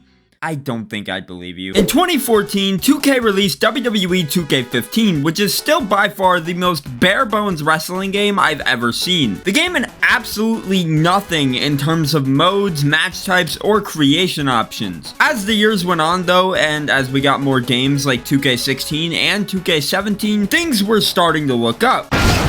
Then we got 2K18. WWE 2K18 is legitimately the most disappointing wrestling game I've ever played. It's like they learned absolutely nothing from the disaster that was 2K15 and repeated their exact same mistakes. Half the content that was featured in 2K16 and 2K17 is gone here. Showcase? What the hell's a showcase? Here, have a QR code for WWE Supercard. Ironically, Supercard actually has more content than this game, which is honestly just kinda sad. 2K18's main modes consisted of Play, which is just your regular exhibition matches, My Player, which is just the career mode, and Universe mode. That's it! Other than the create mode, that is quite literally all this game has to offer. This is also the part where I mentioned this is the year where they finally abandoned the Xbox 360 and PS3. So this was the first full next-gen WWE 2K game, and what did they do? Stripped it of all of its modes and made this game worthless. Speaking of worthless, this game received a Switch port which released a whole 2 months after the other versions, and it was by far the worst way to play this game. 2K18 on Switch was slow, buggy, and choppy as hell. They could have put this game on the NES and it would have run better. During the build up to this game's release, they hardly showed anything related to the Switch version because even they knew it was bad. Hell, the trailer that came out when the game was released on Switch was 29 seconds long, barely showed any gameplay, and had tons of bugs present. The damn announcement trailer was just Seth Rollins saying, "Hey, 2K18's coming to Switch, you should like buy it or something," while pretending to play as Nintendo Switch that wasn't even running 2K18. It wasn't even running a game at all! They could have had any other game running on the Switch and it would have been more convincing. Oh my god, look! I'm playing 2K18 on the Nintendo Switch! That's the Switch version though. The real versions of the game would launch in October of 2017 on Xbox One, PS4, and PC to very mixed reviews. Honestly, I didn't mind the game when I first played it back in 2018, but after playing every WWE 2K game that preceded this one, it just makes me wonder why I like this game so much. As I said, there was nothing to this game in terms of content. With all that out of the way though, let's really dive in and find out what exactly made WWE 2K18 so disappointing.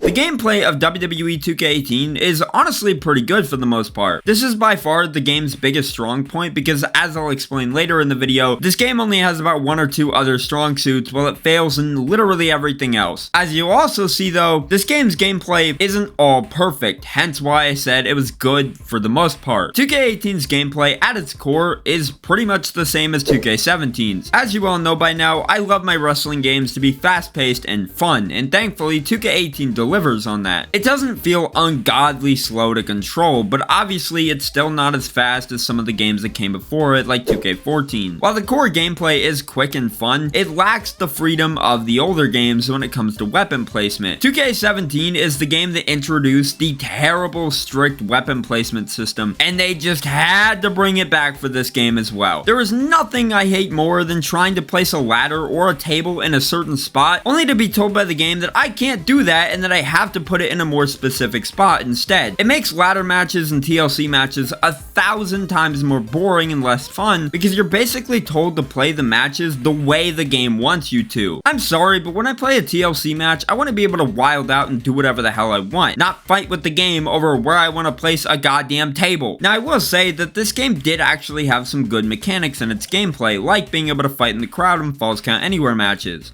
But then again, 2K17 also had this mechanic, so I'm beginning to wonder if this game had anything new to call its own. While it may not have introduced the crowd fighting mechanic, it did at least introduce the carry mechanic, which makes the gameplay significantly better. Being able to just pick up your opponent and carry them in various ways with ease makes matches way more fun. Now, it's really hard to find anything else to say about this game's gameplay because it really doesn't feature anything new. The only other big addition to the game I can think of is 8-man matches. Yeah, because this was the first full next-gen WWE 2K game, this was the game where they finally implemented 8-man matches, and they're fine. It's definitely something I was pretty excited over back in 2018, but now that it's been in every 2K game since 2K18, it's really nothing that I'm losing my mind over. Overall, the gameplay isn't really anything special. It's fine for what it's worth, but in 2018, if you told me I had the choice of playing this game or 2K16, I probably would have chosen 2K16. Sure, 2K16 didn't have crowd fighting or 8-man matches, but at least the gameplay was fun. I didn't have to worry about strict weapon placement in 2K16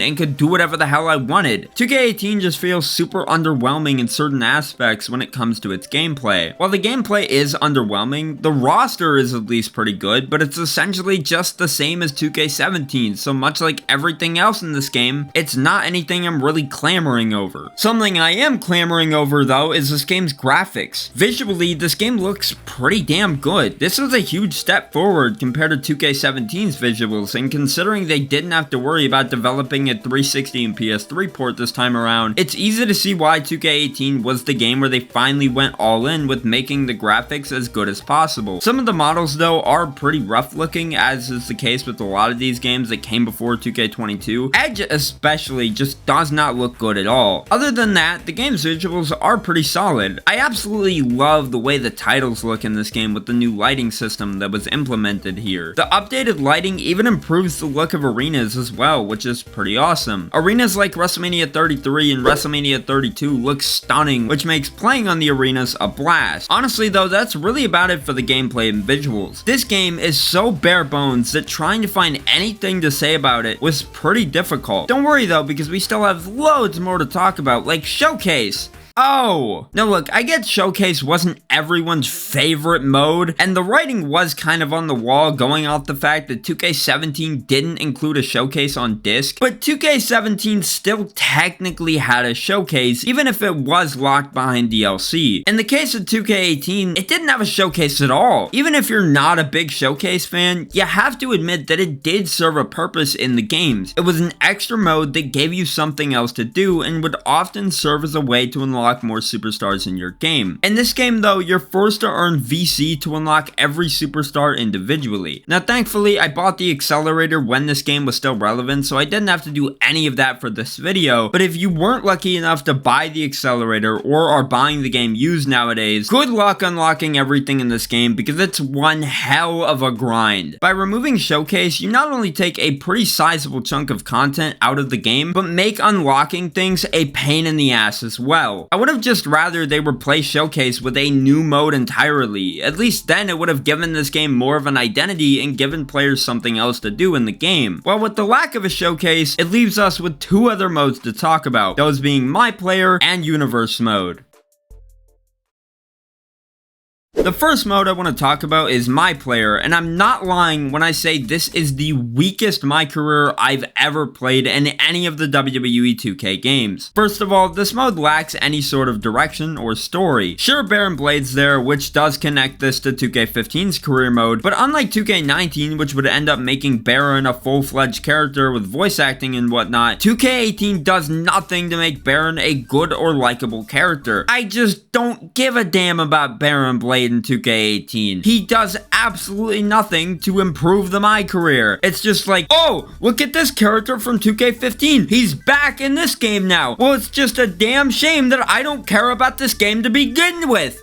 And I didn't care about 2K15 either! Second, the My Career in this game just lacks voice acting entirely. Not a single character in this mode is voice acted, and all the dialogue is restricted to just being text on the screen. Half the time it just feels like I'm playing through a damn visual novel rather than a wrestling game. It's clear this career mode was rushed out the door and was not finished. You could also say that about the rest of the game, but you know what? I feel like I'm being too harsh in this game already by making this video, so I'll let up for now. The My Career mode in this game though is just not very fun. I haven't touched this game's My Career since 2018, and had I not had to play for this video, I would have never gone back to it because there's just no reason to. Well, with that, the only mode we have left to talk about is Universe mode, and look, I'm no expert when it comes to Universe mode, but I can tell you that this Universe mode is really nothing special. It's fine for what it is, but it's still not enough to get me into Universe mode. I will say that there are some cool features in this game's universe that we don't have nowadays, like power rankings and promos, which is nice, but the promo mechanic isn't the most well thought out thing I've ever seen. So the power rankings are about the only thing that's worth a damn in this whole Universe mode. Well, with that though, I feel I've covered just about everything 2K18 has to offer. What else is there to talk about? The soundtrack is pretty good. I mean, it's got Kanye, NWA, and even Disturbed, which is pretty awesome. Other than that though, I mean, this game literally has nothing else. The creation is fine enough, I guess, but again, that's about the only thing I can say about everything in the game. It's all fine, but it's just not enough to make this game worth a damn. I mean, when the previous games had more content and you realize they were struggling to say anything about this game on the back of the box, I think it becomes obvious that this game had absolutely nothing going for it. The main menu was honestly the best part of this game for me, as it would not only change between Raw, Smackdown, and NXT superstars every time you started up the game, but the colors would change to reflect whatever brand was represented, which I thought was neat. As disappointing as 2K18 was, at least they threw in that supercard code as a bonus.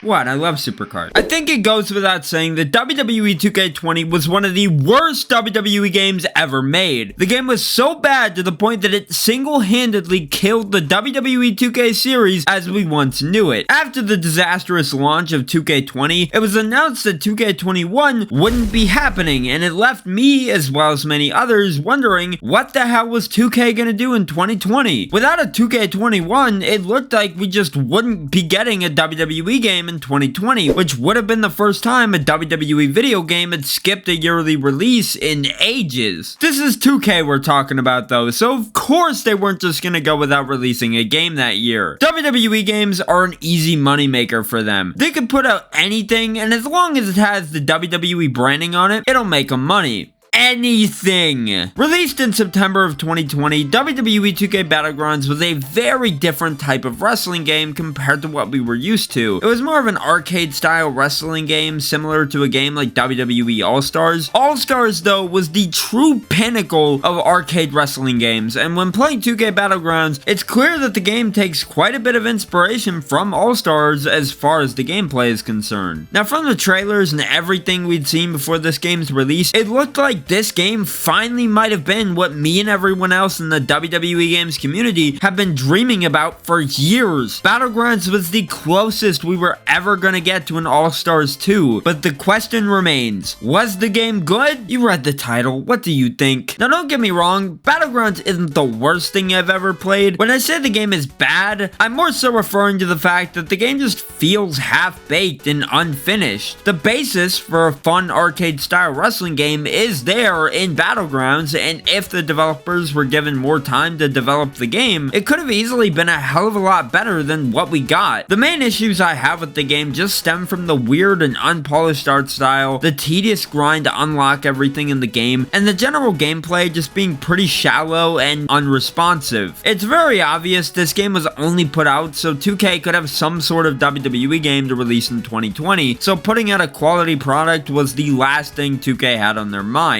Now during this time, Visual Concepts was hard at work on developing WWE 2K22, so Battlegrounds was developed by Saber Interactive, best known for their work on... You gotta be fucking kidding me. Well, with all that out of the way, I think it's time we take a look at 2K Battlegrounds and find out what exactly made it so bad.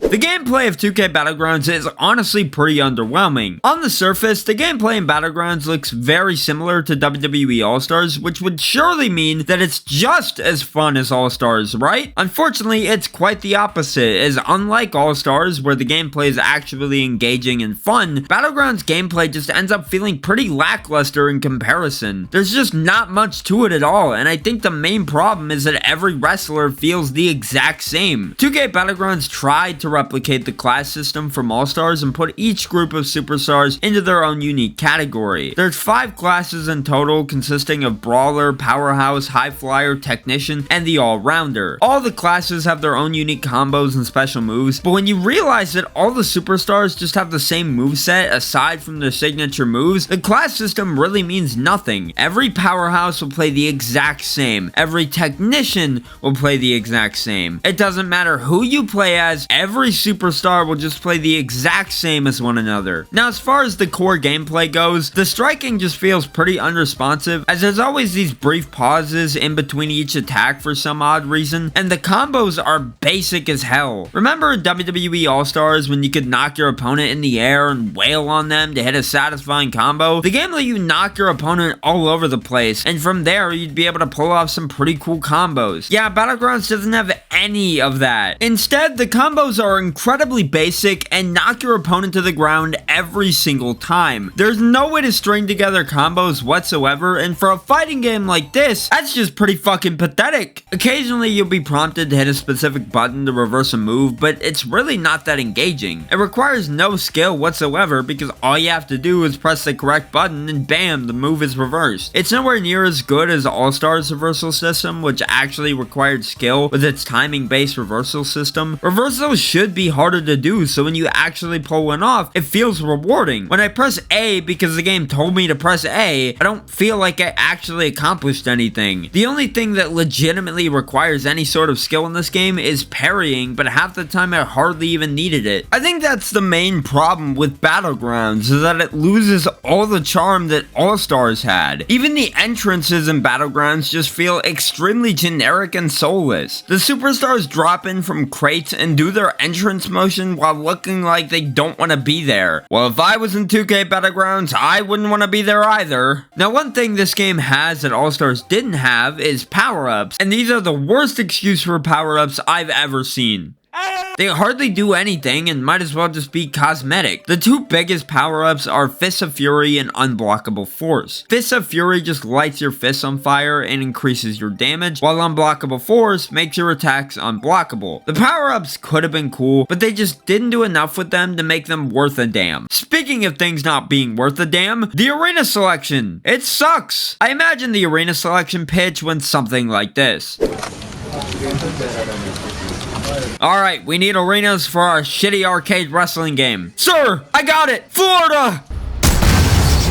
This is a WWE game that hardly utilizes any of the actual WWE arenas. All of the arenas in the game are just generic arenas based off of real world places like New York, Florida, and Detroit. The arenas look fine, I mean there's nothing wrong with them. Some of them even have interactive elements to them which can make them fun to play on. The main issue I have with the arena selection though is that the generic arenas take up way too much space in the game. Outside of the generic arenas, there's only 2 official WWE arenas playable, which is just insane. Now, Smackdown, SummerSlam, and other WWE arenas are available in Create an Arena, but you can only make 3 arenas, so you have to choose wisely as to which WWE arenas you want to create, or just delete ones you're not using anymore. It's a shame we didn't get more actual WWE arenas in the game, because the WrestleMania and Raw arenas look fantastic. Well, the arena selection isn't great, so surely the roster has to be better, right? And yeah, the roster is pretty good in this game.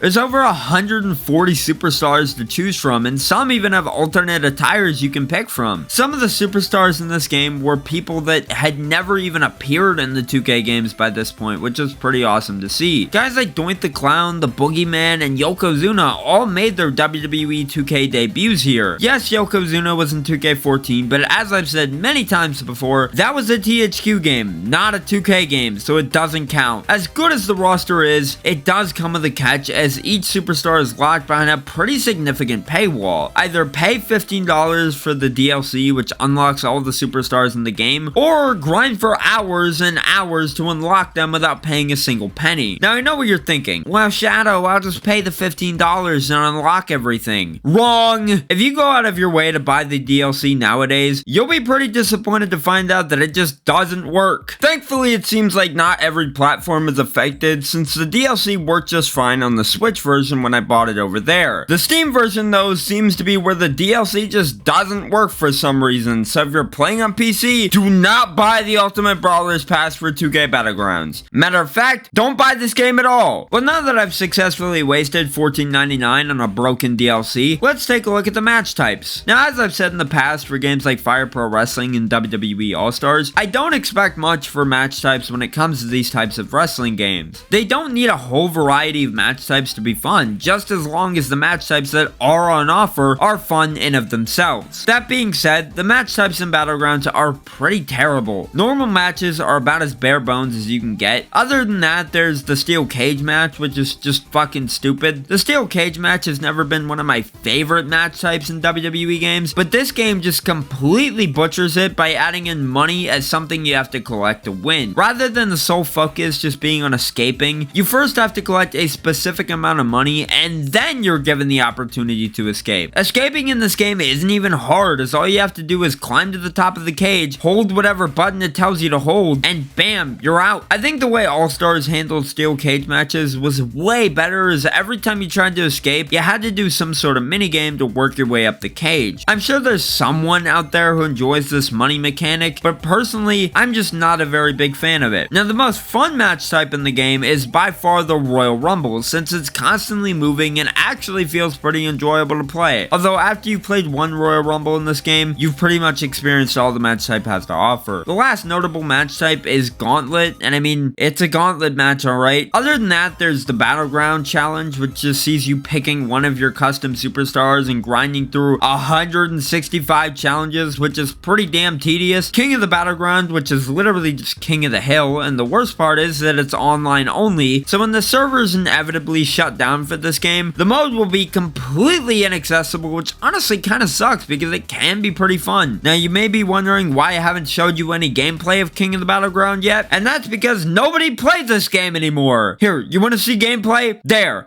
That's King of the Battlegrounds in 2024 for you. The only other notable match type is the Tournaments mode, which... You know, something tells me this game's unfinished. Well, since I've talked about all that, I think it's time we move on to the final mode this game has on offer, the campaign. And believe it or not, it's not good. Now, if you thought 2K Battlegrounds couldn't get any worse, just wait till you see what this game's campaign is like, because it really is atrocious. The campaign in this game just feels like busy work. It's not at all interesting, and you don't even get to play as actual WWE superstars in it. Instead, you have to play as these generic-ass wrestlers who just aren't interesting in the slightest. The story is told via comic panels, which honestly just comes off as cheap, and yes, I get this was a budget release and didn't have a whole lot of development time, but WWE All-Stars released for $50, just 10 more than what Battlegrounds retailed for, and that came in full-fledged cutscenes for its campaign mode, Path to Champion. The main problem with the campaign in Battlegrounds isn't the comic panels though, it's the fact that the campaign is just so damn tedious. There's multiple branches that you can go down in the campaign to unlock various rewards, and if you want to earn enough currency to unlock the stuff in the game, you're gonna have to go down these branches, which can extend the length of the campaign, making it a pain in the ass to finish. The main incentive to completing the campaign is to get all the arenas, and that's about it. Honestly, there's really nothing more to say about the campaign. Its only purpose is to serve as just another thing to grind through, and it's a tedious grind at that. I think if this game had some sort of tower type mode, it probably would have worked a lot better than whatever the hell this campaign was. But good ideas weren't really 2K's strong suit at this time, unfortunately. In conclusion, WWE 2K Battlegrounds is pretty bad at just about everything it tries to do. The gameplay feels clunky and boring, some of the modes don't even work due to being online only, and the immense grind to unlock all the superstars in the game just completely ruins the experience. The game's biggest problem is that it leans so heavily on microtransactions and constantly pressures you into just whipping out your wallet to spend money on the game. You could spend hours just trying to unlock one superstar or alt attire, or you could spend $20 and get it over with without even having to put up with grinding for hours on end. The microtransactions are even set up in the most predatory way possible, with the cheapest option being at the very end and all the more expensive options being at the forefront of the menu. Had 2K Battlegrounds been more than just a blatant cash grab, I really do think it could have been a fun game, but I don't think Battlegrounds was ever really meant to be anything more than that to begin with. So with that being said, fuck Battlegrounds, just give us WWE All-Stars 2 already. I absolutely love WWE 2K25, but tell me, was putting it on mobile absolutely necessary? Yes, you heard that right. WWE 2K25 has made its way to the mobile landscape, and if you want the short answer and what I think about it, it's not very good. Now, I don't think anyone expected WWE 2K25 on mobile to be anything groundbreaking, but we've seen huge console games ported to mobile before, and they've been pretty impressive. For example, the Resident Evil 4 remake was ported to the iPhone 15 and 16, and for what it's worth, it's a pretty damn impressive port. It's the Resident Evil 4 remake in its entirety, so if I'm being honest, I held out hope that the mobile version of WWE 2K25 would be good, but lo and behold, it's nothing but mediocre mobile slop. This is the first time in 10 years that WWE 2K has been on mobile, with the last mobile WWE 2K game having been a version of 2K15, and at least that had the excuse of mobile phones not being super powerful at the time, so it made the lack of content more acceptable. WWE 2K25, on the other hand, could have absolutely featured more content in its mobile port, but instead came out half-baked. At least you don't have to pay for the game though, as it is included with your Netflix subscription, meaning that if you're bored of all the content that Netflix has to offer, you can play WWE 2K25 on mobile instead. Well, without further ado, let's take a look at WWE 2K25 Netflix Edition, as it's called, and examine what exactly makes it so mediocre. Now, the big question is, how does the WWE 2K25 gameplay experience translate to mobile? Well, it's not terrible, actually. The touch controls feel as responsive as they possibly can, and honestly, the game plays pretty alright for what it's worth. However, I do have some complaints. First of all, the button to hit a finisher is labeled with a guillotine, which in my opinion doesn't make a whole lot of sense. Why not just label it with a big F or something? I feel like that would have been a better finisher indicator than a goddamn guillotine. And speaking of weirdly labeled buttons, the button to hit a signature is this weird star thing.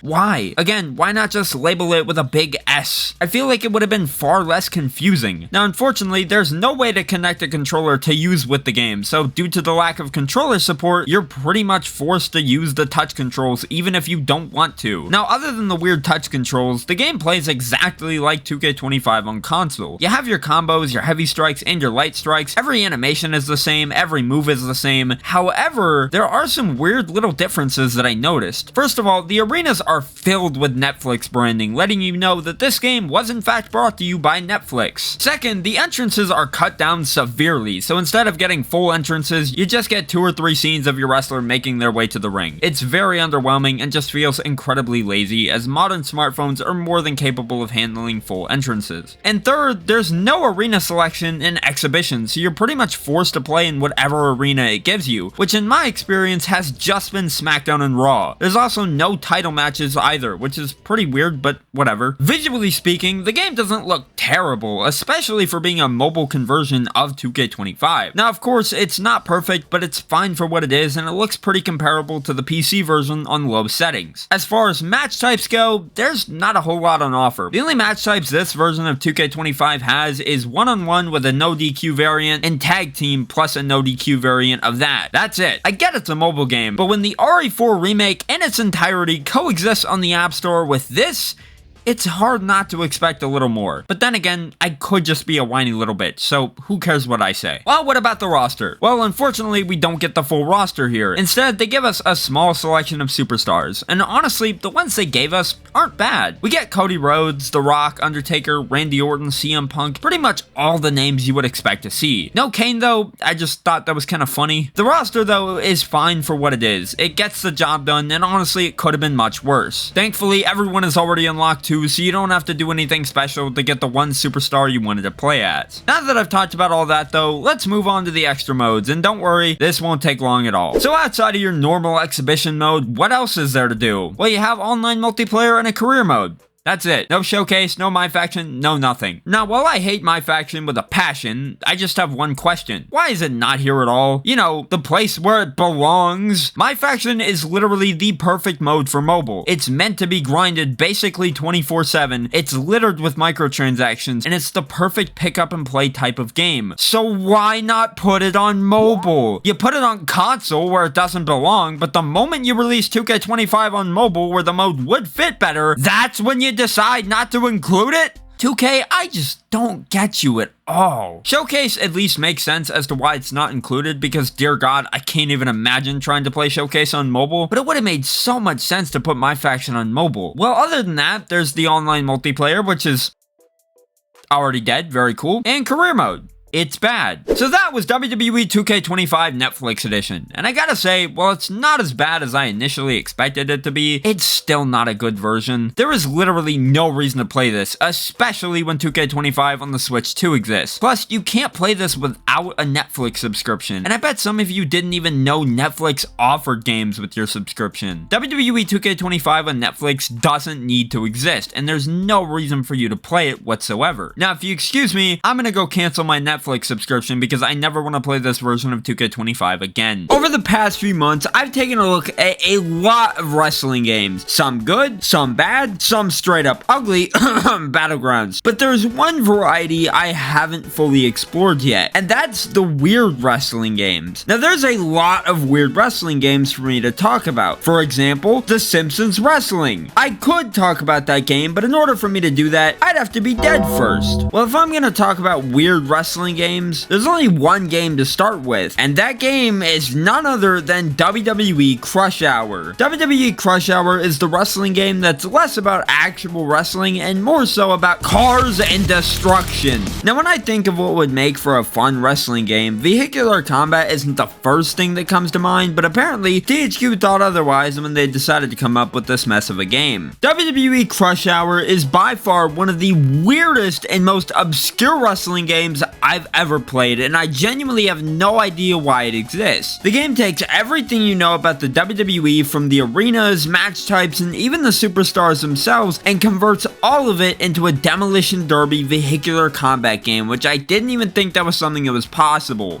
This game proved it wasn't. The game was developed by Pacific Coast Power and Light, a subsidiary of THQ who was best known for games like MX Superfly, WWE Crush Hour, Road Rash 64. They closed in 2008. Crush Hour was definitely one of the bigger games they worked on, and after playing it, it's easy to see why the studio didn't last too much longer after this game's release. Now, I'm sure the devs wanted this game to be better than it turned out, so I do put most of the blame on THQ, who probably rushed this game to get it to store shelves quicker, but what I don't think THQ realized is that nobody wanted to play a wrestling game that didn't feature wrestling as a core mechanic. When the first thing people were gonna see on the box art was RVD and The Rock driving cars, it's safe to assume the game wasn't gonna be flying off store shelves. I mean, look at this. What the hell is this supposed to tell you? Also, that name just makes no goddamn sense. It's a demolition derby game. Why not call it WWE Crash Hour? It's still a dumb name regardless, but at least it makes more sense than Crush Hour. Upon its release in March of 2003, the game was met with pretty mixed reviews. It definitely wasn't a terrible game by any means, and considering the fact that it released for only $20, I would say that you definitely got what you paid for with this game. Thing is, I just don't think the world was ready for a WWE vehicular combat game at the time, and it still isn't. Even with it being $20 at release, there were still better alternatives at the time, like Twisted Metal Black. There was really no reason to play this game at all. Anyways, with all that out of the way, I think it's time we take a look at WWE Crush Hour and find out what the fuck this game was all about.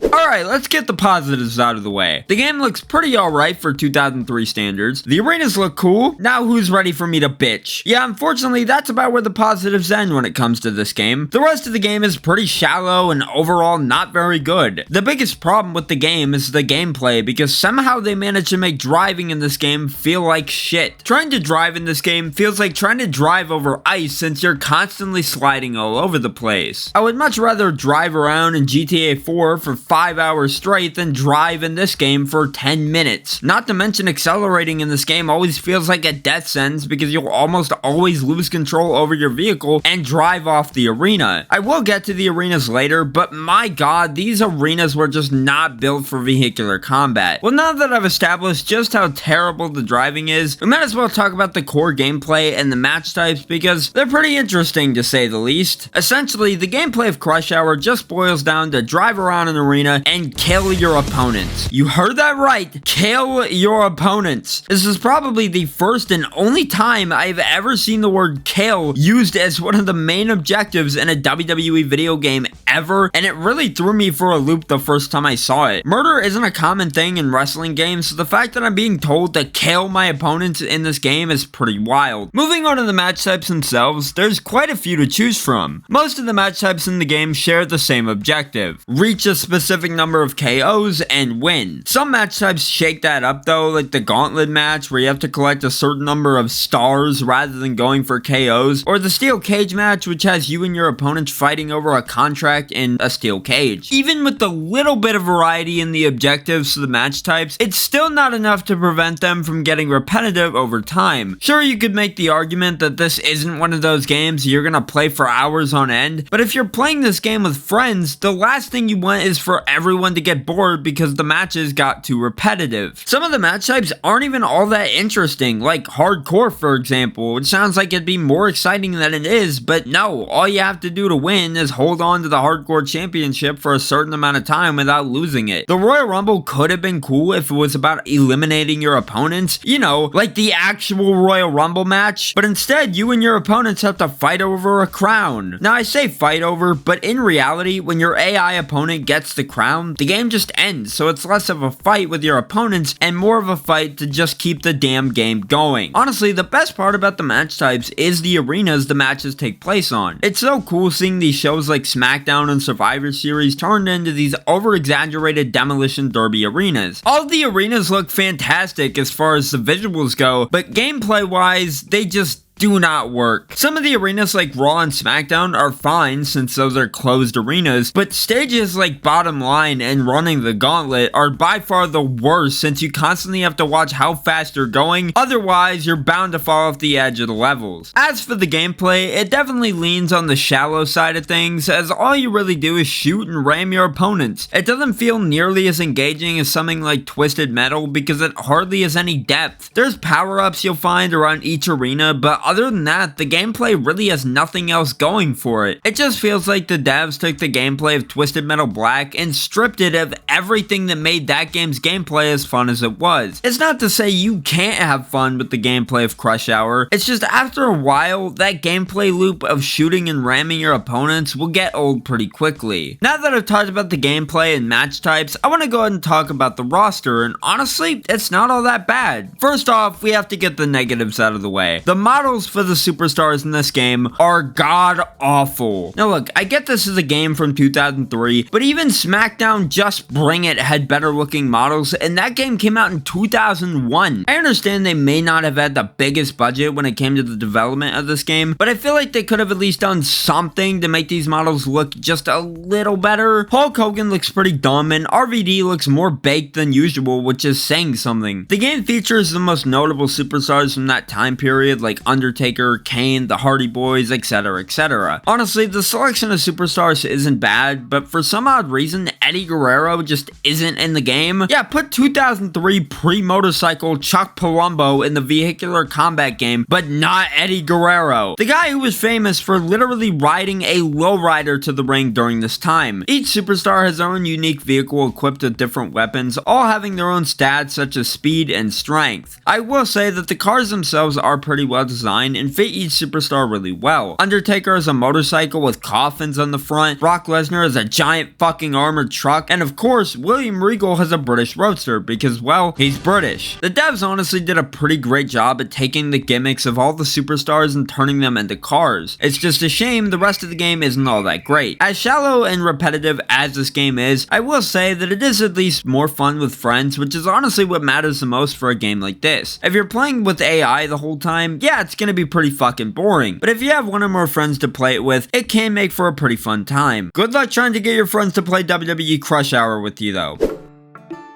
You wanna play Crush Hour? Well, now that I've talked about all that, it leaves us with one more mode to talk about, and it might just be the worst part about the entire game. The mode I'm referring to is none other than the season mode, and it's by far the most nonsensical season mode I've ever played in a wrestling game.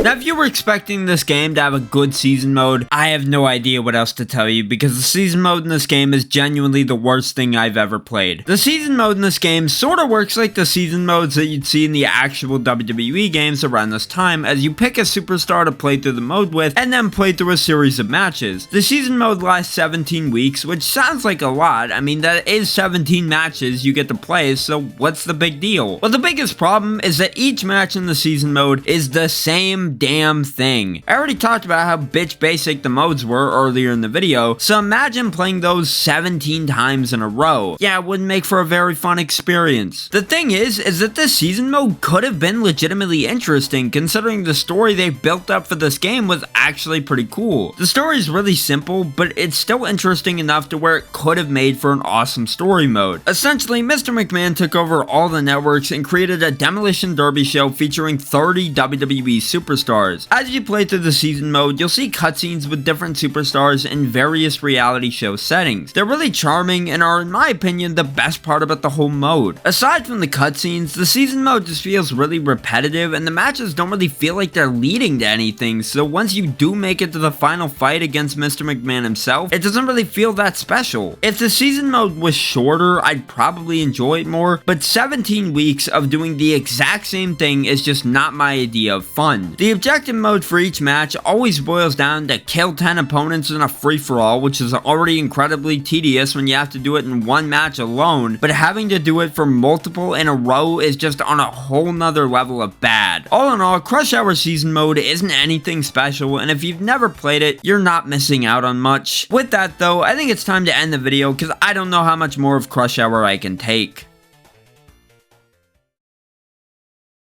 In conclusion, WWE Crush Hour isn't a very good game, but it's also not the worst thing I've ever played. If this was the only game you had back in the day and you didn't have access to any of the Twisted Metal games, this game probably would have gotten the job done. Just because it would have gotten the job done though, doesn't necessarily make it a good game. The main issue is that everything in this game, while fine for the most part, is just super repetitive, and after a few hours, the game really just starts to overstay its welcome. If the matches offered more variety in their objectives, or there were just more matches in general, it might have made the game more fun, but because this was a $20 release, it wasn't able to go too crazy in the content department. It honestly kind of sucks that this game turned out the way it did, because as weird as the concept is, taking a bunch of WWE superstars and putting them in a demolition derby, it could have worked. And I'm sure someone out there is nostalgic for this game, and that's fine. If you like the game, you like the game. But me personally, I'm just not a very big fan of Crush Hour. I'd still much rather play this over 2K Battlegrounds though. You know what I hate the most about modern wrestling games? They just have too much content. I want a wrestling game with as little content as possible. Not you! WWE 2K17! It sucks! WWE 2K17 is legitimately one of the most disappointing wrestling games I've ever played. Now yes, I did just talk about 2K18 a few weeks ago and said the same thing about that game, but 2K17 is even worse. The game just felt soulless compared to something like 2K16, and say what you will about 2K15, but at least I can still go back to it and have fun with it. With 2K17, there's hardly anything in it that gives it any sort of replay value. If you're buying the game used nowadays, which is the only way to buy it anymore, you straight up can't access the 2K Showcase since it was locked behind DLC, and the My Career, while fun for the first hour maybe, does end up getting repetitive after a while. It's still good though, and of course I will get into it later in this video. Now I will say that while the game itself is as lackluster as it is, the build up to this game's release was legitimately exciting, with the awesome reveal trailer for Goldberg being the pre-order bonus to the game, as well as the Suplex City trailer, which I still think is one of the greatest trailers for a wrestling game ever. 2K went all in with the marketing of this game, only for the game itself to be pretty underwhelming on release. WWE 2K17 would end up releasing in October of 2016, and my god was it bare bones. The game just had nothing to it. I mean, just look at the main menu, there's nothing there. 2K17 felt like a reskin of 2K16, and a worse one at that. Sure, 2K17 looked a little better visually, but at the end of the day, 2K16 still had more content. 2K16 had a showcase included in the base game, it had a better arena selection, and did so many other things better than 2K17. With all that out of the way though, I think it's finally time we dive in and find out what exactly made WWE 2K17 so disappointing. The first thing I want to talk about regarding WWE 2K17 is the gameplay, because I really do believe that it's the best part of the game. The gameplay of 2K17 is honestly really fun because it doesn't feel slow or boring. Sure, it's not perfect, but for what it's worth, it gets the job done. Striking feels fast and responsive, and moves don't take years to execute. While it is fast in that aspect, it is slower in others due to the stamina system. Stamina in this game can be a pain in the ass sometimes because it'll just cause your character to fall to their knees, and you're just left there waiting for your stamina to recharge so you can get back up. The stamina system is at least something I can put up with though, even if it does slow down the game at some points. It can make matches more exciting and fun, so I don't hate the stamina system completely. I do hate the weapons though. This was the game that completely ruined the way weapons worked in matches. Remember in SVR 2011 when you could place weapons wherever you wanted and you weren't confined by the limitations of the game? Well, 6 years after that game released, I guess Ukes and 2K just thought it would be a good idea to get rid of that mechanic and decided to add a shit ton of restrictions on where you could place ladders and tables. If you want to place a table in a specific area in the ring, good luck, because the game will always redirect you to either the corners or the center of the ring, and that's where the table will go. This is by far the worst part of 2K17's gameplay in my opinion, because I hate not being able to set up spots the way I want to in Extreme Rules matches or ladder matches. Even 2K15 on next gen let you place weapons wherever you wanted, and that game sucked. Well, you may not be able to place a table wherever you want, but hey, at least the arena selection's good. Whoops, hang on, I'm getting a call. Hello? Sir, capital punishments in the game. This arena selection blows. There's hardly any arenas here, and yeah, while there's some variety here, it doesn't excuse the fact that there's still hardly any arenas to pick from. Plus, out of all the arenas for them to include capital punishment, the pay-per-view they only held once with Barack Obama? Most of the arenas in the game are literally just shows from 2016, and that's it. Sure, there's a few throwback arenas like Fully Loaded and Raw 1998, but even WWE 2K14 and WWE 13 had more arenas to choose from, so it really doesn't matter. Well, the arena selection isn't great, and the gameplay is just okay. What about the roster? Well, thankfully, the roster is pretty damn good, and with the DLC, it just gets even better. 2K17's roster honestly might be the greatest we've ever had for a WWE game, and when you realize just how stacked it was, it's not hard to see why. The game not only saw the return of Goldberg in a WWE video game for the first time in years, but it also marked the first time AJ Styles would appear in a WWE video game as well. The only thing that ruins this roster is the fact that Goldberg is only playable if you actually own the DLC at some point, because if you're picking up the game used nowadays, Goldberg is completely inaccessible, which is a damn shame. Well, you may not be able to play as Goldberg in 2K17 anymore, but hey, at least you can still play as Stardust. To round out this portion of the video, I will say that the gameplay, while not perfect due to the stamina system and restrictions on the weapon placement, it did introduce some pretty cool mechanics. This was the game that introduced crowd fighting as well as the ability to walk backstage mid-match to brawl with your opponent. Both of these do add a bit more fun to the game and are mechanics we still have in the new games, which is great. Honestly, my only problem with the crowd fighting and backstage brawls is that there's not enough to do in them. Now, obviously, they'd expand on both of these mechanics with 2K18, but in this game, backstage brawls just lacked any sort of interesting elements and depth, and the crowd fighting just felt bland and boring. Other than the gameplay, everything else aside from the roster is just lackluster. As I said, the arena selection just isn't very good, and Jesus, what the fuck is that? Yeah, the visuals as well as some of the models in this game just look off. The game doesn't look bad by any means, but you could tell Yuke's and 2K still hadn't perfected the next-gen graphics yet at this time. Well, now that I've talked about all that, it's time we take a look at everything else this game had to offer.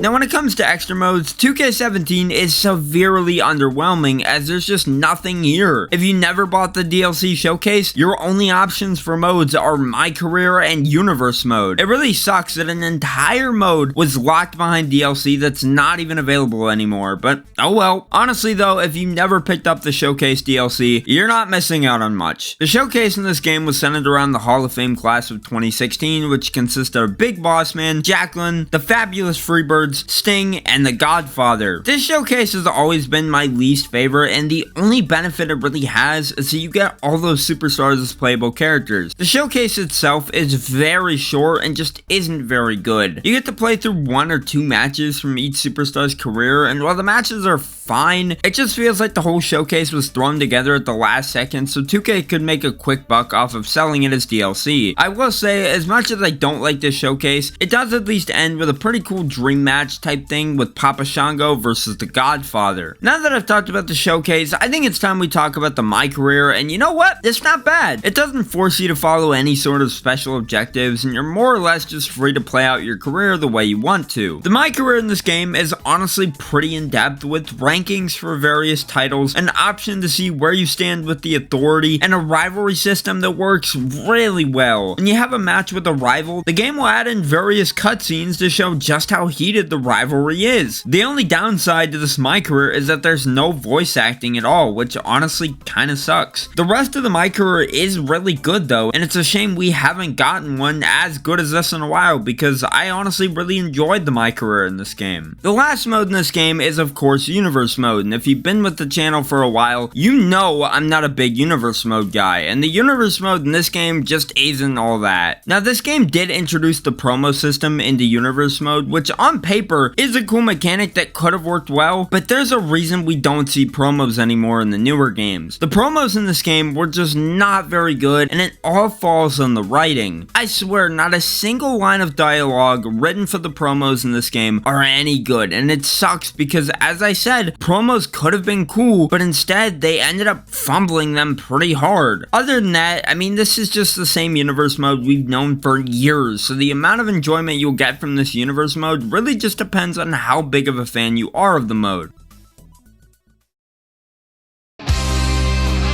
So that was WWE 2K17, and yeah, it's not great. Sure, it had some good elements to it, the gameplay was okay, the roster was solid, and the My Career was great, but that doesn't make the rest of the game good. There's just no reason to go back and play this game in 2024 unless you had the DLC, and ultimately, I think that's why the game was so disappointing. So much of this game's content was locked behind DLC. Without the accelerator, you were forced to grind and earn VC to unlock superstars, and without the DLC to access the showcase, you were left without an entire mode to play. It sucks because this game could have been better than it was, but in the end, it was just a worse version of 2K16. So why don't you just play 2K16 instead?